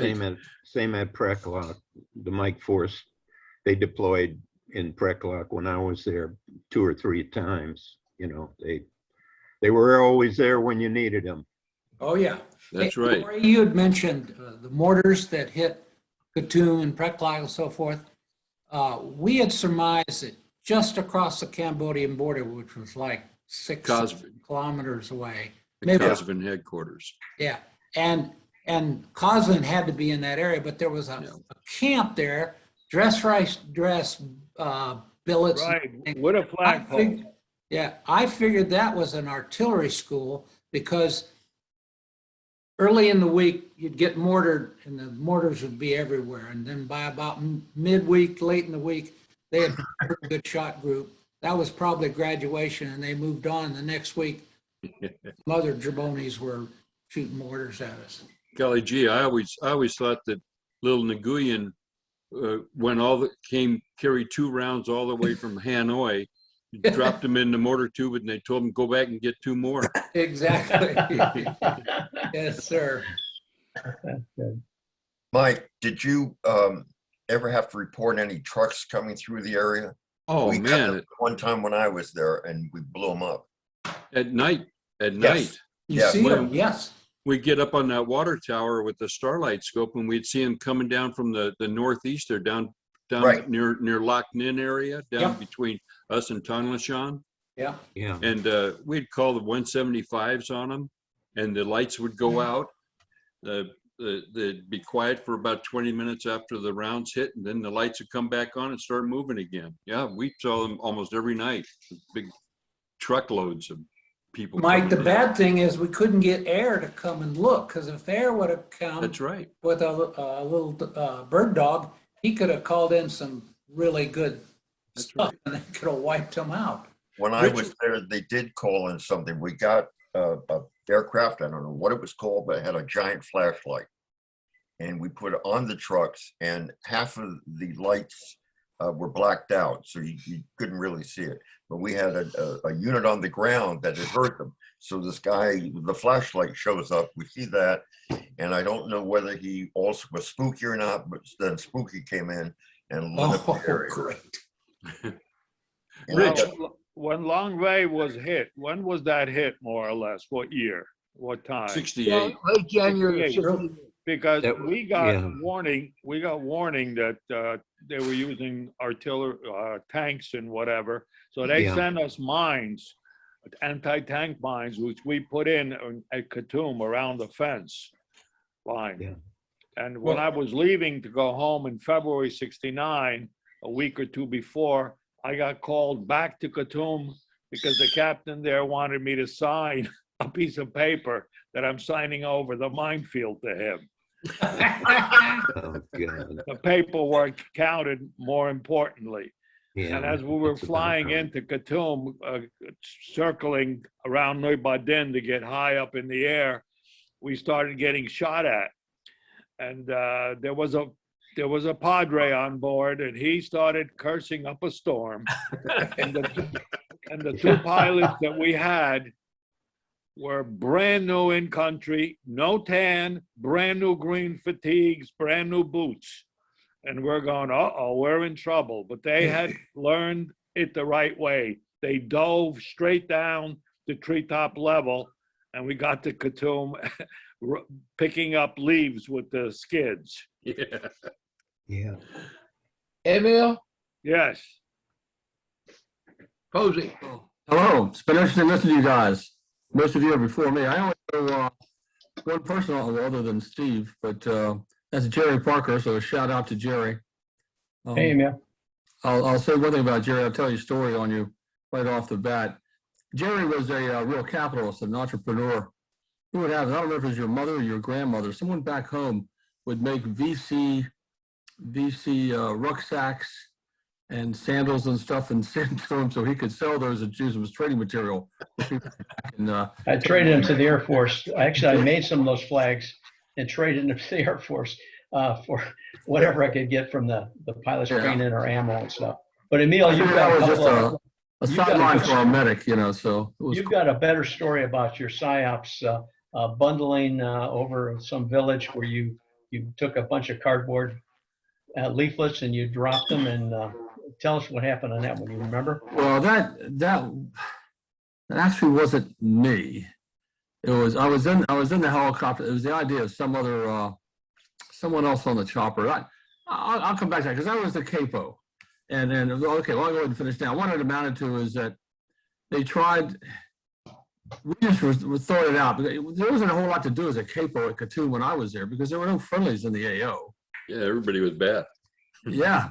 So you know, I figured I was just really just a second, like an assistant Team XO, you know, gopher type. But this guy, this little lieutenant, he was taking these leaflets out of boxes, about a handful. This is a Huey going about treetop level and trying to sling them out, and just peppered the door gunner behind us. And this guy was looking at us disgusted. He was picking these things off of him left and right. Then he tried to throw the whole box out, and the box wouldn't open, of course. It just tumbled down. I mean, someone mentioned 3 stone cops. Well, I guess we were learning our way. I don't know. But even at my young age, I understood that wasn't the best way to do it. This was my first assignment in Vietnam. And I was a young lieutenant. I just turned first lieutenant. You know, I was 20 years old. I had gone through OCS and jump school and SF officer course, what have you. And here I was coming in, and it was in January. I actually hit country on December 22nd, 1968. But by the time I got through the replacement depot, we almost got, several of us going to SF, but we almost got diverted to 4th Infantry Division, which was good because I knew even less about being a rifle platoon leader than I did what I understand being a capo. I mean, that would have been a disaster probably. But by the time we got through Trang and Hantre Island and out to Khartoum, I guess it was probably mid-January, 69, 3rd week of January, somewhere in that neighborhood. There for about 6 months before I wound up over to A-321 at Ben Soy. When I got there, Frank Kane was the team leader, and Don Levitt was our team sergeant. Strangler Don. Pardon? Remember the name Strangler Don Levitt for how we got that? No, I don't remember Strangler. Yeah, he was in the quick story. He was in the somebody gave him a hard time, and I think it was an officer gave him a hard time. He reached around the guy's neck and started strangling him. I think in the NCO club or one of the officer clubs in Tainan or somewhere. That was the story I heard anyway. Interesting. As I said, I really didn't know how to spell capo, but and that was about all I knew about it. So I was really just another officer for doing various things that officers would do. One of my great tasks, by the way, I did pick up. I was remember the Air Force pallets that they would offload with stuff and on the airstrip. There's metal pallets, and those were great for shoring up the hooches by the troops. Every camp had to have a pallet control officer. So that was one of my additional duties as a sign. I can't remember ever submitting one serious report, but Right, they we'd go wanted through the them motions back. a little bit and do it. I'm sorry? They said they wanted them back because they Yeah. cost so much, made out of Yeah. some titanium or whatever. Yeah. And we use yeah. them as roofs. Exactly. And I wouldn't go to them and tell these guys, you gotta tear down your hooch, give me the thing. No way. Anyway, we got mortared pretty regularly, along the lines of what Laurie was talking about. There were some nights we didn't get it, but it was nothing to get 150, 200 rounds an evening. And I used to think, and we would talk about it, it was much as, I think it was as Rich, Lane and Mike were talking about it, that we were like a graduation exercise or a live training vehicle for a mortar school. We used to get regularly. And we also thought that cost was just over the line or some branch of it. Never did see any trucks, never did see any Mike Force. We did have sporadic contacts on our excursions through the AO. I'll give you a couple of interesting little anecdotes on the lighter side. We decided one time, I guess out of boredom, that we were going to dispose of a bunch of old mines. And we even think there were, if I recall correctly, there were still some mines that the French had left behind. And then various mines that, landmines and what have anti-tank apron, whatever the case may be. So we took some big crater out on the other side of the wire, just outside the wire. And we had adults supervising this, by the way. It wasn't just a second lieutenant thing or first lieutenant thing, but put all kinds of those mines in there. We're going to blow them in place and put the explosive over top of it. And so when we were doing the countdown, this was really something everybody wanted to see. So we were all up on the team house roof. That thing went off, and it went up. It was like Old Faithful. This thing just went up and up and up. So arcing, and you hear all these, oh, wow, look at that. Ooh. And it went up, and then it started arcing out as it lost its momentum. And then you see it start arcing in our direction. And we never saw people come off that team house. I mean, they were odds. You saw that, but people jumping ship. So that was an interesting day. Luckily, no one was hurt. Although we did have one of our the CIDG got hurt, and we were out there. I was out there with Jessic, and he was the weapons guy, and yes, the demo man. And we got in a 3/4-ton truck, and after we fused the thing, we took off down the runway, and we yelled "fire in the hole" to one of our forward operating observer play. So you were the one out there putting that stuff in the hole, huh? Okay. Well, one guy was in a hammock asleep. All his buddies jumped down, and he's the one that got blown up, and I had to patch him up and medevac his butt out of there. Oh, I didn't remember He had that. a piece of shrapnel the size of a teacup in the abdomen. So, yeah, There was one of the other Americans on the camp, a young guy. He was the one that had guitar and could sing. He was taking a shower, and some hunk came down through the little tin roof of the shower and landed a couple feet from him. That kind of made it today. A couple of you had mentioned about going up and I think Bill, you might have been one, going up in Spookies and so forth. We had that kind of exchange program when I was there. Frank Kane, he went up, and it was a fixed wing gunship. So I don't know if it was a 46 or a 130, but he did that for a few days. I was tagged. I got to go back to Benoit, and I was just in the right place. The finger pointed at me. Said, "Okay, we'll go." Went up to it was an F-100 squadron up out of Benoit. Right. And so I actually have 2 combat missions in an F-100 because we were going to overfly Khartoum. And so I could tell everybody I came by, and that was me, on such and such a day. But us and a wingman, and the F-100 is a single seater, but they had 2 two-seaters in country because they were used for pilot checkouts. So I was in back seat.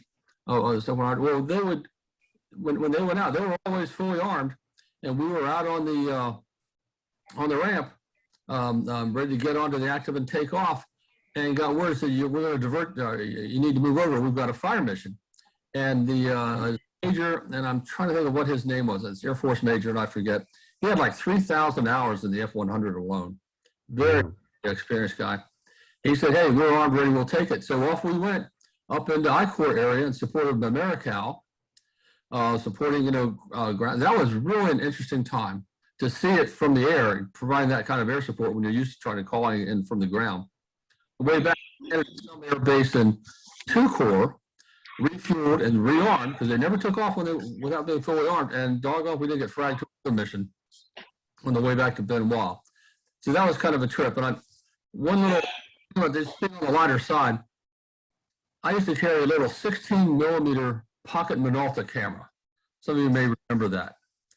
And so I'm in the back seat, and we're streaking clouds, and here we are, fully armed jets at wartime, going across, and trying to cran around and get a picture of the wingman.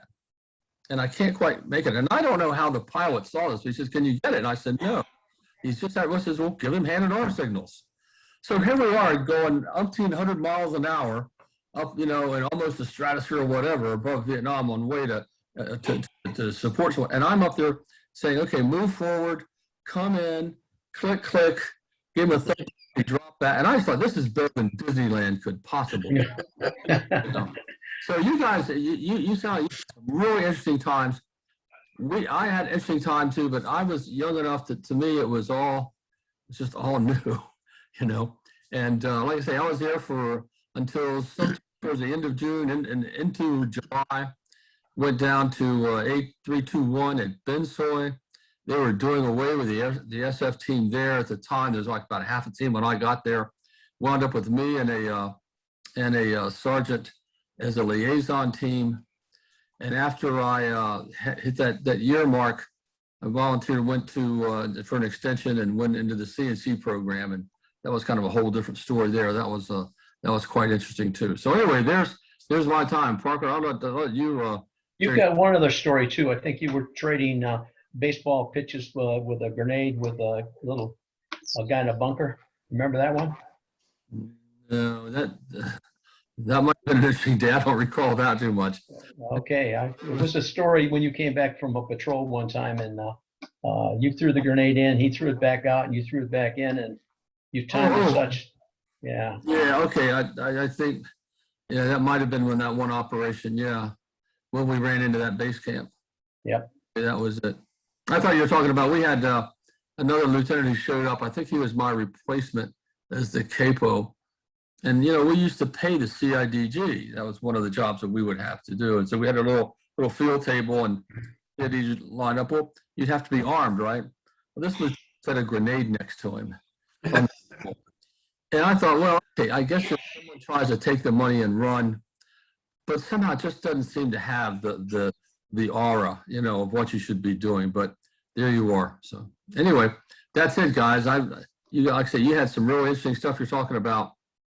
We didn't have the ground contact while I was there that I'm hearing you guys talk about, but we did get mortared a lot, RPGs, what have you. So there you are. I'm going to step in here for a minute with a little bit of an advertisement. I have 2 websites. One of them's the Special Forces books that you know about that's got the list of names on it. The other one is a website called Special Forces Photos. And the purpose is that this particular website is so that you can put your own pictures up there, and I don't have to do it for you. So here, for example, you come here, you sign in, and then you go to 322 and you upload files over here, and then you assign them to be put here in 322. So, something you can all do. I don't have to help you out with it, and it really can have a lot of good stuff with all the stuff you've got over there. Yeah, I took those pictures of Byrne that are showing there, Byrne and Brenneman. So, I got one little thing I want to add. Sometime in '68, I was out on patrol and I get a call that somebody from the USO has come into the camp. And I'm going, Martha Ray, I bet. yeah, and it was Martha Ray. Yeah. And so we did him out back. And as I'm approaching, going down the runway to the front gate, I see a chopper taking off with doors on it that are closed, which you never see in Nam. And I walked in and everybody is half drunk because she put away a bottle of vodka with the guys, left her phone number and said, if any of you have any problems or trouble, give me a call in Hollywood. But I miss seeing her. But all Was the she other wearing- guys were happy. Was she wearing her uniform with the Eagle Colonel on the collar? Probably, if I recall. And she went to the medical hut and rebandaged up somebody. Yeah. That Well, was I had a Martha. chance. I had a chance to talk to Colonel Maggie in '68 and '69. In '68, I was in the train with 5th Mobile, and I walked into the club one night just before Christmas, and there was this big group of guys hanging around at the bar, and I went up to the bar. My drink at that time had just turned 21, so I decided I was going to taste a little bit of alcohol. And so I moved it on up and asked for a screwdriver. And I heard this female voice ask me, "What are you drinking, young man?" And I looked over, and here's this woman with Lieutenant Colonel Oakleaf on her collar. And I said, I asked for a screwdriver, ma'am, being respectful and everything. And she said, you just screwed up a really good drink. And I told Colonel Maggie, I said, ma'am, excuse me, but I'm just getting into drinking and this is about the best way I can handle it. She laughed her ass off, came over and gave me a hug and asked me what my name was and everything. Said, and just like you, get your name, Bill, just like you, she gave me a phone number and told me to look up if I ever got back to the world. And 1 year later, I'm at Khartoum and I'm on radio watch, and she came up and she asked, "Is this Bravo?" And I said, "Yes, it is." And she said, "Merry Christmas. You remember me?" I said, "Yes, ma'am, I do." "And you still drinking screwdrivers?" I said, "Holy shit, this woman did remember me." I'll be damned. How about that? Wow. It's a great story. It is. Somebody said she's buried in Fort Bragg Cemetery. I wonder. Yeah, she's buried with her boys. Yeah. Is that it? Yeah. Yeah, she's buried up there. Jerry, what do you got? What do you got to add? Any more dirt on Rich or on Emil? No, God, he was a character. He was like a breath of fresh air on that team for sure. He's always had something. He was a little bit younger than I was, so he kind of added a little flavor to that thing. With us, some of the older guys were pretty set in their ways, and he brought the kind of youthful glow to that particular camp. We got a lot of those stories, helicopters auto rotating down and planes blown up on the airstrip, lighting up on fire, and engines burning off. And actually one well-written story by my senior medic, which was Sergeant Manning with the plane shoot down over Khartoum. I was sitting on the team house roof reinforcing sandbags, and I look up, I see a C-130 with the left engine flaring up, and looks like the fire extinguishers were on. And Manning was on the ground on patrol. He was about 3 clicks off to our northeast, and the plane pulled way straight up into the, trying to put out the fire, I think, went up right into the clouds. And then loads were falling off the back, RV rounds were falling off, and the plane went into a flat spin and then crashed right in front of, with view of everything. The thing had loaded with artillery rounds, cooked off for 3 days, and Manning was one of the guys who would go over there and try to get close enough to the wreck to see if we could get any survivors out of that, which it unfortunately didn't, but we had a lot of stuff like that at Gatun. And one of the mortar round times, the Arctic guys got hit real bad with rockets, and I had to peel one guy off the floor there, and the battle dressings we had were like the size of a piece of computer paper. That's how big they were. His wound was bigger than that, but we managed to, God bless the helicopter pilots.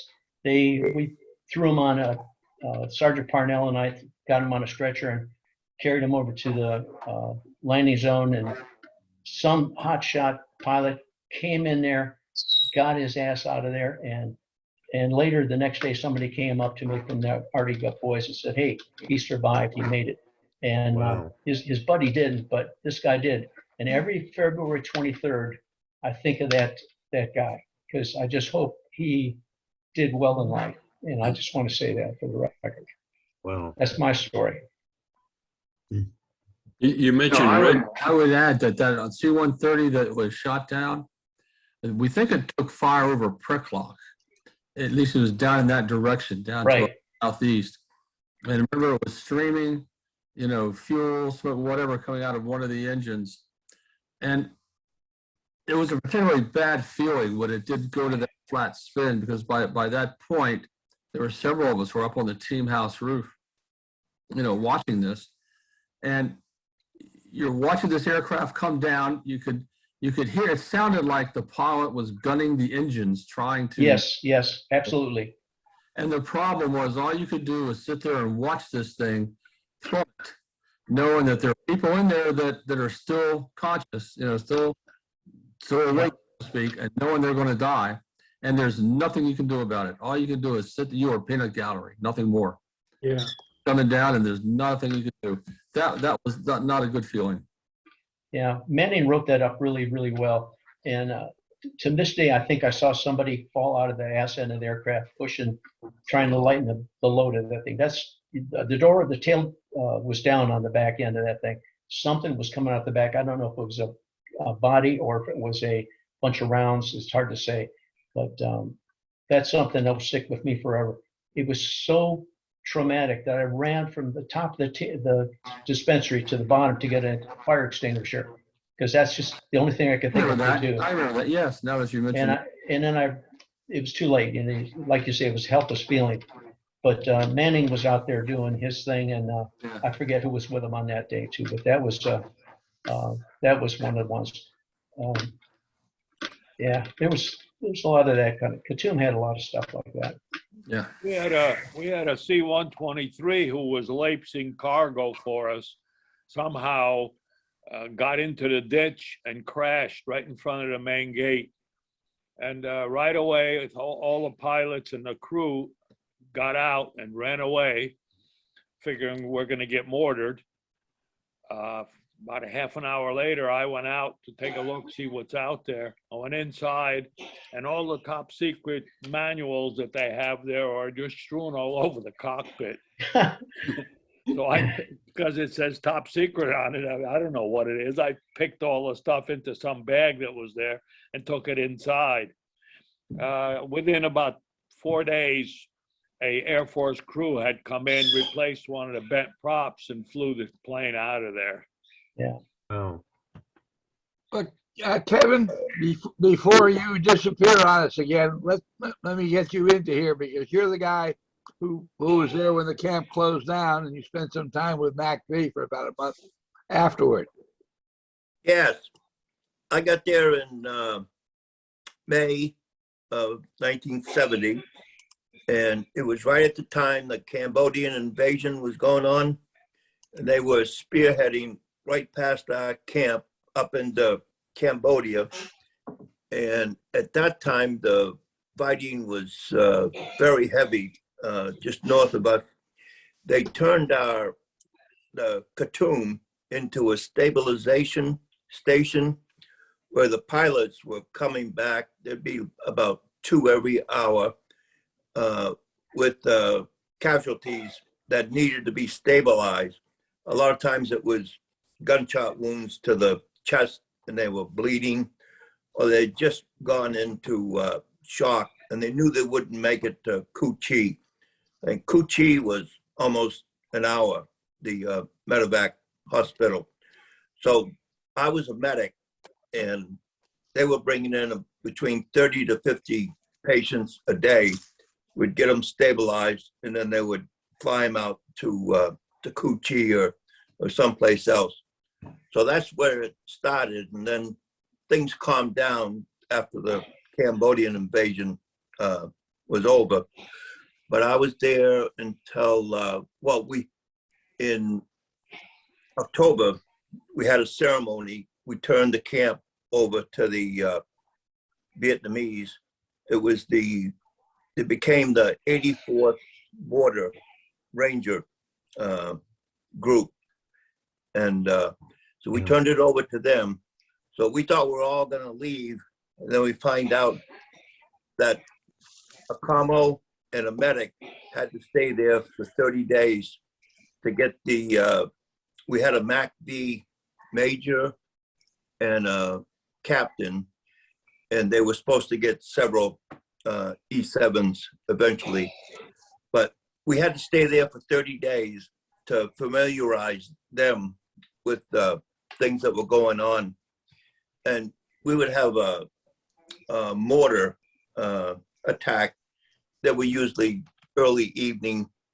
And after that, there would be a dust off, and we had to show them how to go around, check all the bandages, lift them up, make sure that the person wasn't just getting a free ride out of Khartoum, because Khartoum was taking a lot of heavy stuff, and a lot of the Vietnamese wanted to get out of there.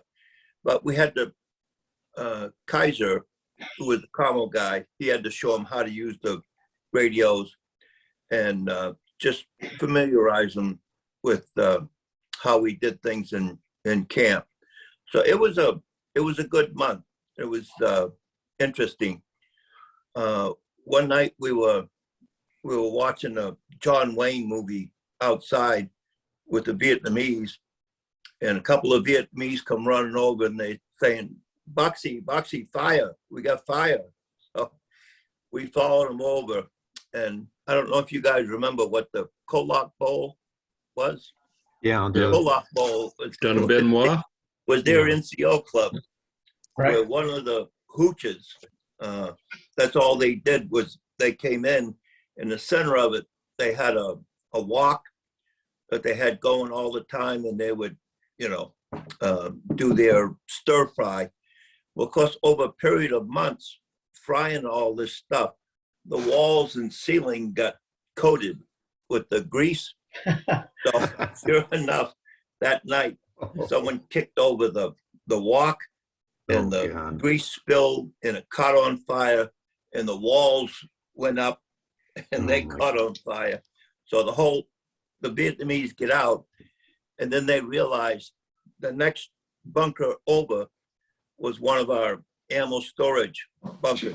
Oh, We had about 4,000 pounds of all kinds of, you name it, it was in there. So Kaiser and I come over, and we said, we got to get this stuff out of the ammo bunker. Of course, it was locked, and we had no idea who had the key to the lock, because the team had just left like the week before. So we break it off, and we just throw crates out of C4, mortar rounds, everything. We got about 2,000 pounds out, and the wall started, the fire started breaking through.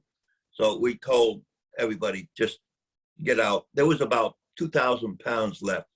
And we had everybody in the camp, the women and children, all go to the other end of the camp. And I was in the team room doing just a commo thing, telling them that, we need help. And they did send a Chinook with a big 300-gallon water bag under it. Well, anyway, just as I walked out of the team house, the whole thing went up. I just remember all of a sudden landing flat on my back. They completely knocked the wind out of me. When I opened my eyes, the whole sky was just flaming with all these things that went up were on fire and they're coming down. And all I could do was roll over under the eave of the team house and let it all hit. Well, that went on all night. We lost about 4 people and I was up all night. In the morning, we were dusting people off. We had to go out on the runway because they wouldn't come into the camp. But I can remember being out on the runway and at first we were using strobe lights to bring the medevac choppers in, and then they would take them out. And I can remember one time there was a medevac coming in, and I've got the strobe in my hand up in the air, and one of the other medics, the Vietnamese medics, said, "Boxy, strobe no good, strobe no work." And I said, "What?" And I realized it was daylight. So I said, pop smoke. So it was a long night, but we finally, Kaiser and I left. We went up to the C team, and they were trying to find out what to do with us. When I saw the sergeant major, he said, "What do you want to do?" And I said, "Well, I'll try CC. You know, I've heard a lot of good stuff about it. I've only got 4 months left." And he said, "I highly discourage you from going with that." He said, "We've been compromised up at the highest levels, and everybody that's in the CC is volunteers. If you don't volunteer, we can't run the missions. So that's what we're trying to do." And I said, "Well, okay, Sergeant Major, what else you got?" He said, we're training Cambodians down at Cu Chi. It was down in I Corps in the Seven Mountains region. So me and Kaiser went down there, and it's like a reunion. We were running into lots of guys that we went over there with. There was about 57 special forces there, and we were training 2,000 Cambodians at a time. They would send a whole battalion from Cambodia to us, and would outfit them with their uniforms and weapons and all that stuff, train them for about 5 weeks, and then take them out on, the idea was to take them out on an operation for 2 weeks and just look for light contact, bring them back, train them up some more, take them out. Well, it didn't work. We got into a ambush out there. One of our Americans, one of the SF guys was killed, another was captured, and it turned into a real mess. And I can remember Colonel Healy, who was the group commander at the time, coming out in the chopper and flying around trying to figure out what we should do. Anyway, that's a short story. I got there in May, and then I left in the camp in late November and went up to the C team. Martha Ray was there at the bar. That's why I met him first. And then when I went down to Chilang, was training the Cambodians, she was there for Christmas. So I got to know her. She got to know me by name. She called me Feeny. And she was a wonderful woman. She was just so great to, sit and have a beer with and stuff. So I stayed at Chilang until April when I deroast. I came over there and on my birthday, April 10 of 1970, and I left April 10, 1971. And I went over there with 34 other SF guys, mostly medics, some commo and stuff. So I figured when I got up there, it'd be like a reunion. I was the only one. I couldn't figure out what happened to everybody else because we all had the same deroast date. Then I find out, it's things like some guys extended, some guys got wounded, some were, few were killed. And it was, so I was the only one on the flight back of the group that we went over with. So it was that's my story in a nutshell. A lot of terrific stories, but I don't want to take up any more time. I like listening to you guys. And but Khartoum, and of course, when I got back, I met a guy that was our advisor in the 20th group, Jim Sten, and he was a commo guy up at the C team. And when I said I was at Khartoum, he said, "Oh, you mean Kaboom?" I said, "No, Khartoum." He said, "No, it was Kaboom." And that's the first, this was like 15 years later. And it was the first time I ever heard Kaboom. You know, that Khartoum was called Kaboom. When did you get to Kaboom the first time? When did I? Yeah, when were you at Kaboom? May of 1970 to November of 70. Okay. Right when I got there, the Cambodian invasion was going past the camp. You know, when I left, things were pretty calm. Well, they said, the artillery began setting up at Khartoum in February of 1970. And my last operation there, or patrol really, we came in from the regular 5-day patrol, and I'm trying to think of this guy's name. He was one of the very few engineers who had managed to get a slot as assistant intel. And so he was able to stay in group as opposed to being diverted to one of the conventional units. And he and I went on my last patrol in Khartoum together, and we started coming in, and I was the senior NCO, and he walked in before me, and then we had the Cambos following in after us. And I walked past this guy, and the guy looked at him and says, "You the only American out there?" And he said, "No, you're looking at the other one," because I looked so much like a Cambo at the time that he thought I was one. And this is one of the pictures where I'm with the guys. I had to put my glasses on. Oh yeah, yeah. That dark skin. The guy on the left, far left, he's a Cambodian medic. Yes, I know him. Okay. What was his name? I know him very well. I can't remember his name, but anyway, here's another picture of him. Yes. Okay. Yep. He was college trained. Right. In medicine, and he wasn't in a medic position, but I used to call on him when we were so busy. He would help out, but he was an officer. He was in administration or something. Well, he might have gotten that after I left. I don't know if you saw this. This was our commo bunker. This was the last commo bunker that we had at Khartoum. Wow. That must have been the same one. Radios I got. It was a little cubby hole.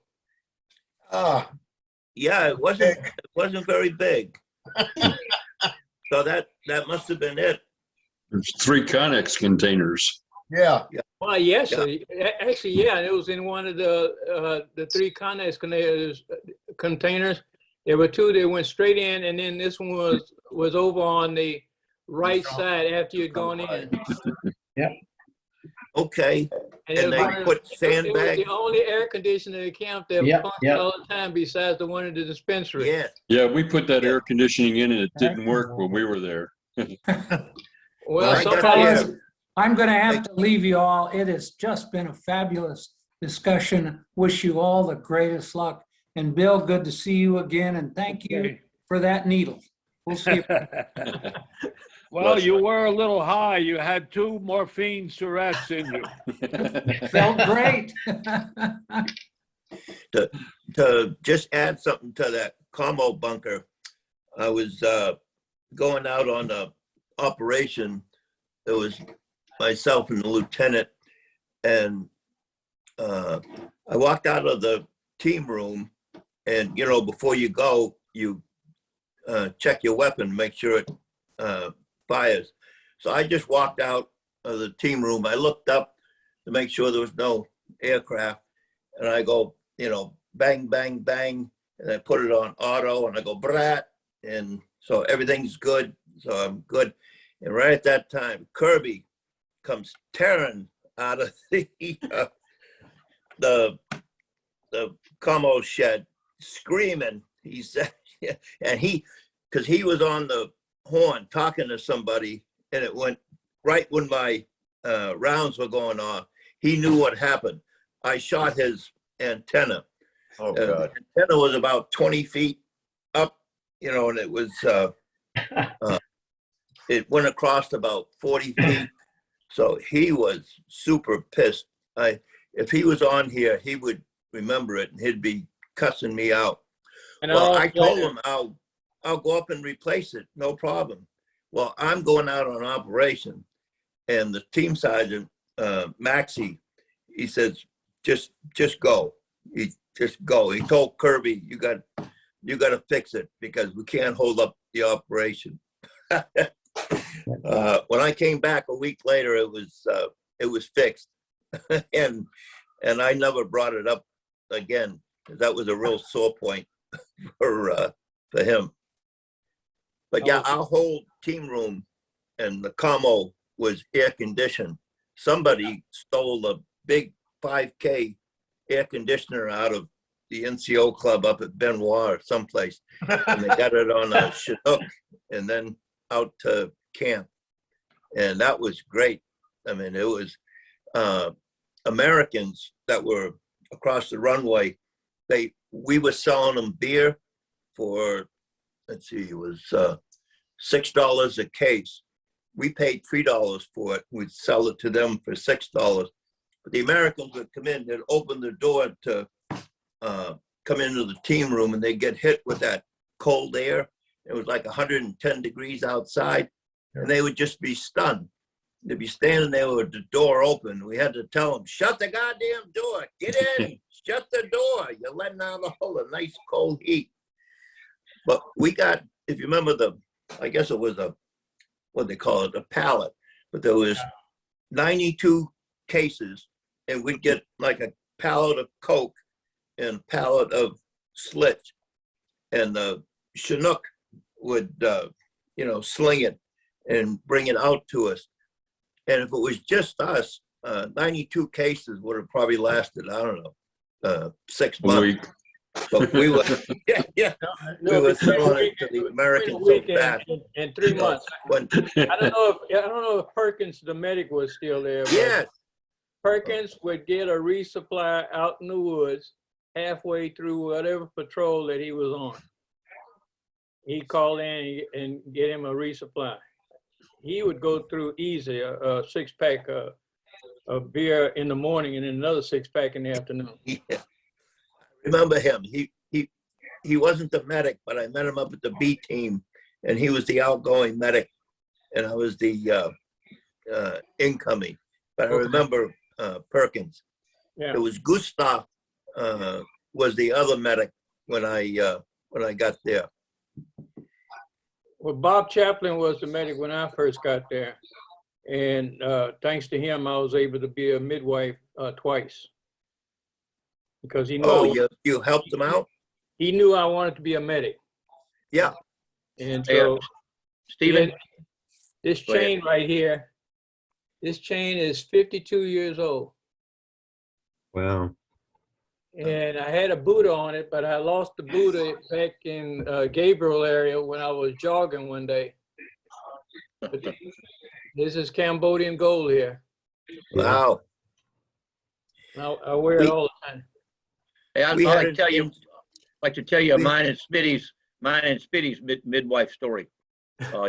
Is Nelson Smith still on here? Well, he'll remember this. We got a call to come down to the village to help out this lady, and they don't ever call the SF medics unless they really have a problem.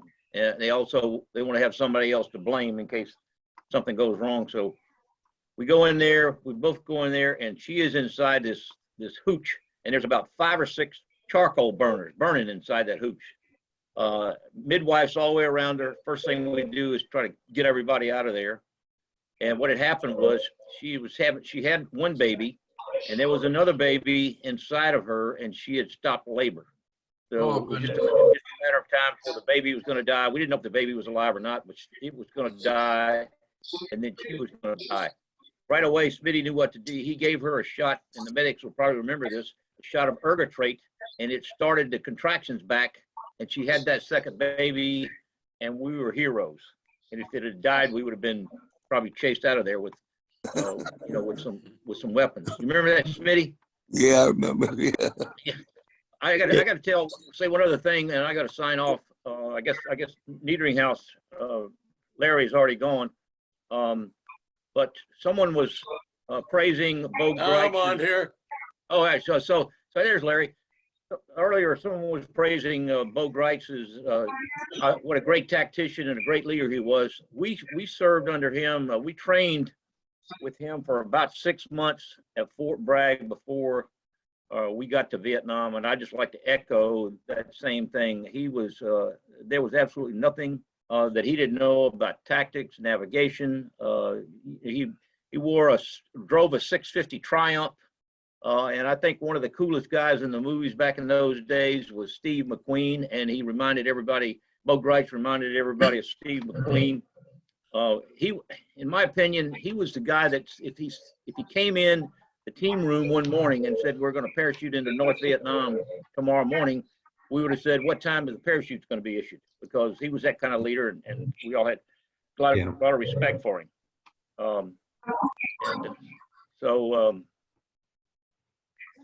That's about it. I'm going to sign off. Great to see everybody. Great to hear these stories. Go ahead. Can I show you my picture of Khe Sanh when it was completed after Junction City? I want to show you this if you want to look at it. Yeah, I see it. Okay. Pull it away from the camera a little bit. Okay, push it up. All right. Oh, there you go. All right. Great seeing everybody. And then the other one. Too, Pat. All right. Good to see you. Good to see you.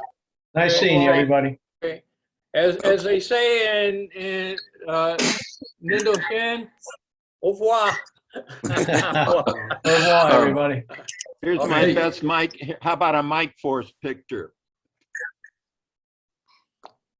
I had one of those yesterday. Let me see if I can pull it up. Let's post some of them up there to the Special Forces photo website. Okay. Yeah, I got a question. This is my midwife picture. That's the second baby I delivered. And one of in this picture here is, well, it's me, and it's Cozine, who was an engineer. He should have been a medic. He was in my dispensary all the time. And it's funny how the other medic, he was more interested in blowing stuff up than treating the people. So you find out months later that, some people picked the wrong MOS. Yeah. Okay. Here's one more China boy picture. Doing their job on old, I guess, French World War II trucks that the Viet Minh were using. Right. Best fighting force in 3 Corps. China Anyway, Boy guys. 5, China Boy 6. Anyway, guys, au revoir. Au revoir. Bye-bye. So long. Is everybody signing off yet? Is that what's going on? I think some guys are leaving, but I don't know. Has everybody gotten to say their thing, or? Well, Lori. Mike, Lori, did you you mentioned about all the thousands of rounds that had come in a short period of time. Yeah. We were issued scarves when I was there with a star-shaped camp and an incoming mortar round for when we went over 10,000 rounds incoming. And when we received that, we had received over 15,000 by then. So we never got that many at Preklock. I mean, Oh, we'd get man. mortared 3 or 4 times a month, but it was nothing like what was happening at Khartoum ever There you in go. Well, volume. but That's the first one. there you go, Lori. But Yeah. we had a special one that the Trang issued to us with the incoming mortar round coming down onto the camp and Right. marked 10,000 incoming rounds. But another question that I've got, a little point I wanted to make, was in September, I think it was, of '68, just after we had been overrun. Right. We took 2 rockets coming into camp that bracketed either side of the camp, and they were huge. They were much bigger than 122s. Wow. And we went and dug up a piece of one that, because it didn't hit the camp, it hit on the 2 of the 5 corners of the camp. And we went in, dug up a piece, and we sent it to Nha Trang. We told them that we had received a huge, explosion. And they told us, well, it is an incoming round or a 122 that hit a 500-pound bomb that was there. And we said, no, no, it wasn't. In fact, I was walking across from the commo shed to the mess hall when it came in about 6 o'clock in the evening, and it came across the sky, and it looked like a jet coming in for a napalm run. And we're thinking, man, what a heck of a time to be putting in an airstrike. Right. We were having those ongoing every, in the afternoons and the evenings after we'd been overrun. We had airstrikes going in all over the place, but this came in and hit and shook the whole camp and left a crater over 15 feet deep and about 30 feet across.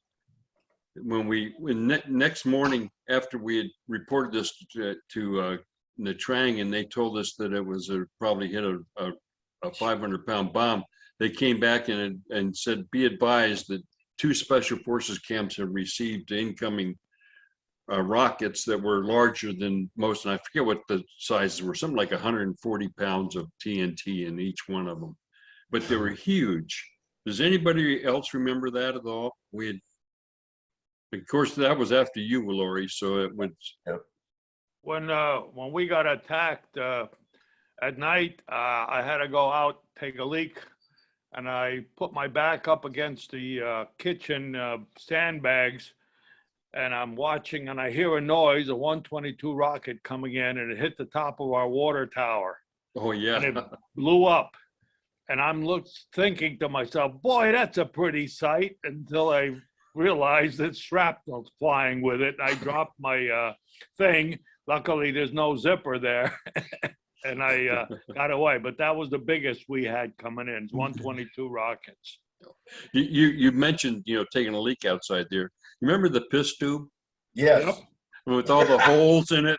But with all the holes in it nobody from the used them shrapnel? anymore. Well, and if you did, you're out in the middle of the camp in front of God and everybody. Yeah, But and all the shrouding that used to be around them was gone.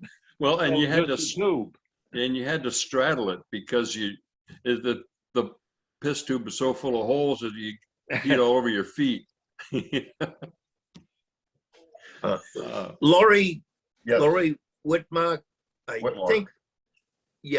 I think I was emailing you a few years ago about Agent Orange. Yeah. Were you there at the time? There was somebody, I thought it was you, that was saying when you're out on operation, it was dripping off Yeah. the leaves, and Yeah, it tasted like Kool-Aid. Yeah. And I thought, my Down on your face. God, I don't know how you're still alive, really. I know. The doctor said bye. The only That's time right.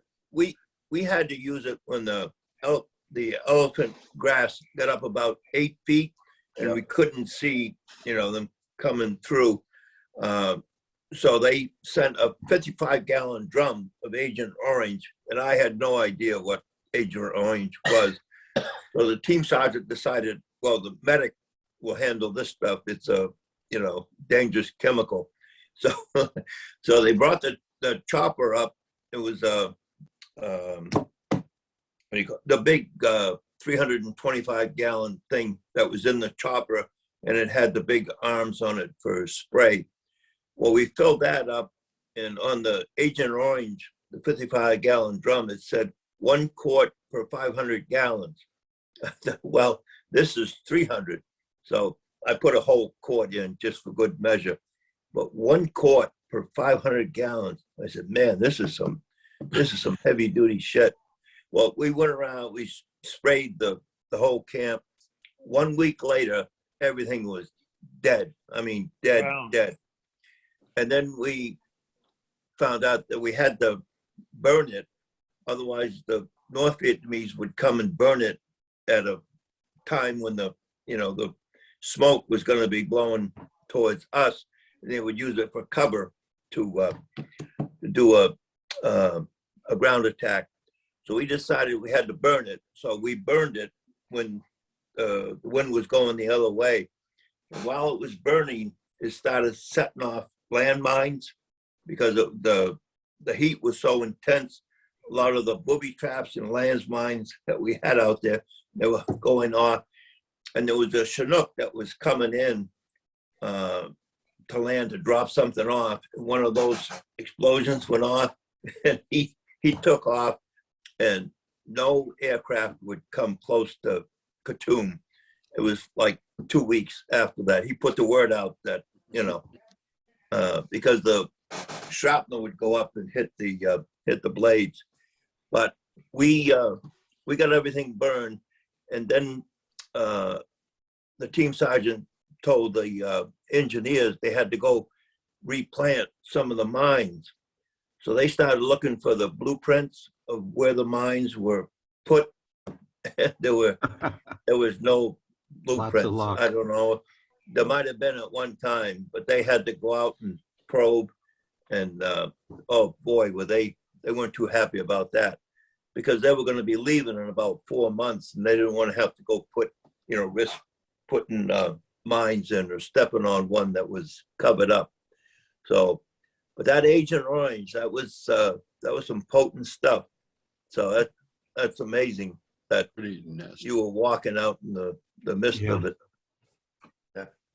Can I tell my Agent Orange? I want to tell my Agent Orange story because it kind of dovetails with what's been said here so far. I mean, I pray nightly for my team members because we got sprayed, 3-4 times a month with Agent Orange at Preklok. But my neighbor in Northern Virginia passed a year or so ago, Colonel Frank Gersh, who as a lieutenant was housed in the barracks right approximately 20 yards from where they mixed the dioxin at Tonsanut Air Base. He was an engineer, civil engineer in the Air Force, later Red Horse, and he just passed away from obviously where they mixed the damn Agent Orange dioxin. He would describe the 55 gallon drums when they were mixing it to put in the C-123s, the ranch hand aircraft. So yeah, that stuff was, when they flew over our camp at Preklok, we could feel the dampness that has been described by Laurie.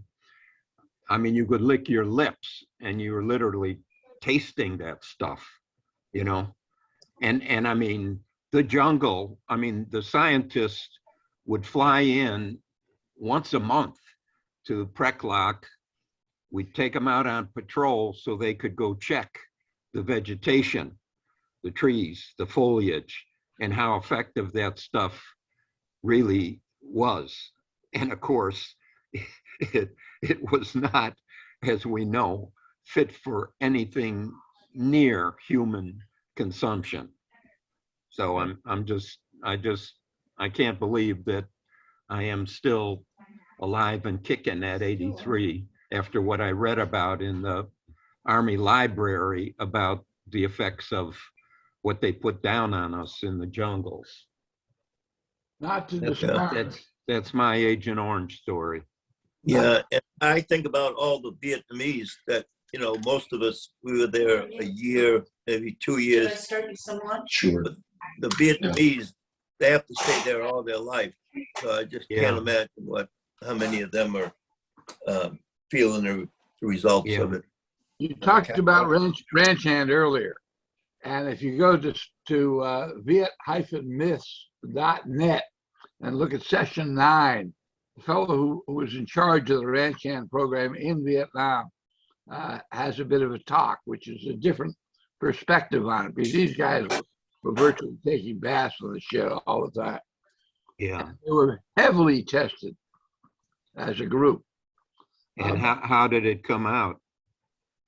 They found that the people were having the same incidence of cancers that the general public was having. So no material or marginal difference. Look, we have gone as a country, as a world, getting exposed to all kinds of things, and we've got things that people never had an encounter with 100 years ago. From various cancers to autism, but what we eat, what we drink, what we see. At this point, nobody really knows what the hell we're putting inside of ourselves. But we're living longer than anybody else in the old days because of our new medicines. I want to go back to one Agent Orange story where you talk about the Vietnamese. I was contacted by a Canadian company that was doing research in Vietnam on Agent Orange. And they came back and they asked me, why was the heaviest concentration of Agent Orange in one spot in Vietnam, in the middle of the A Shao Special Forces camp? Is that right? Wow. And I called up some folks and did some research. And they pointed out that if you read General Westmoreland's book, The Soldier Reports, he went to A Shao. Somebody started firing at him across the minefield that had been overgrown over there. And he asked people in the camp, why don't you just clean out that minefield, get the grass, cut the grass? And they said, it's a minefield, we're not going in there. And he said, well, I got some stuff for you. He sent over a number of barrels of Agent Orange, which they brought inside the camp. Shortly thereafter, the camp was attacked.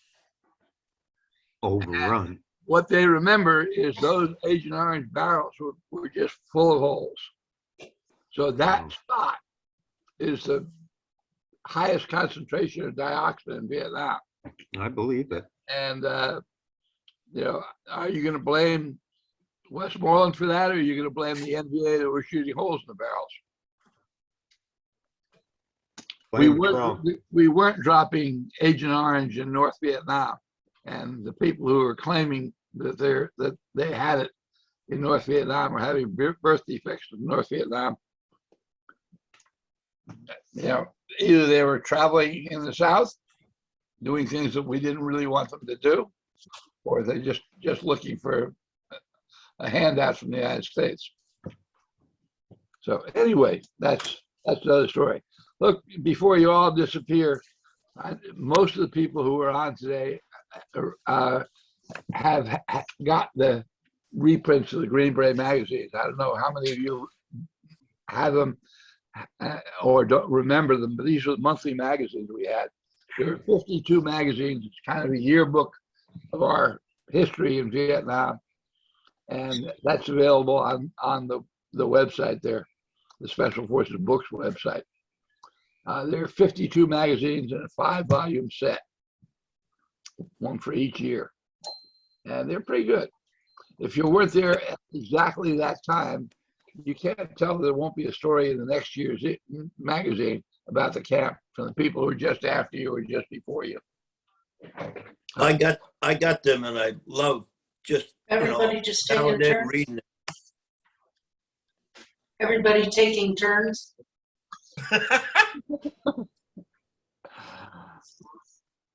Okay.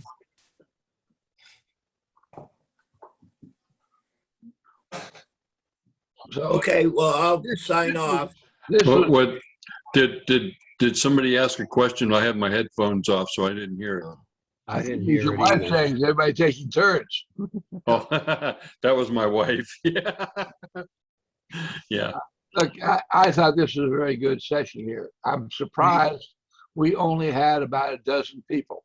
I sent emails out to about 50 addressees from this camp. For all of the problems you had with Agent Orange or Agent Blue at Khartoum, you have possibly a higher representation of living people than most camps do. And however, the session went very well, even though the number of people was small. You were representative and covered the history of the camp quite well, I thought. This has been recorded and it will be up on the website at some future date as soon as I get it all organized here. Steve, Thank thanks you very again. much for Thank putting you it for what together. your efforts are. Thanks. Yeah, Okay, signing off, guys. Have a Yeah. good day. All right. All right. great Out session here. and really enjoyed it, Steve. Thanks so Bye-bye. much. That negative further out. Okay. You got it.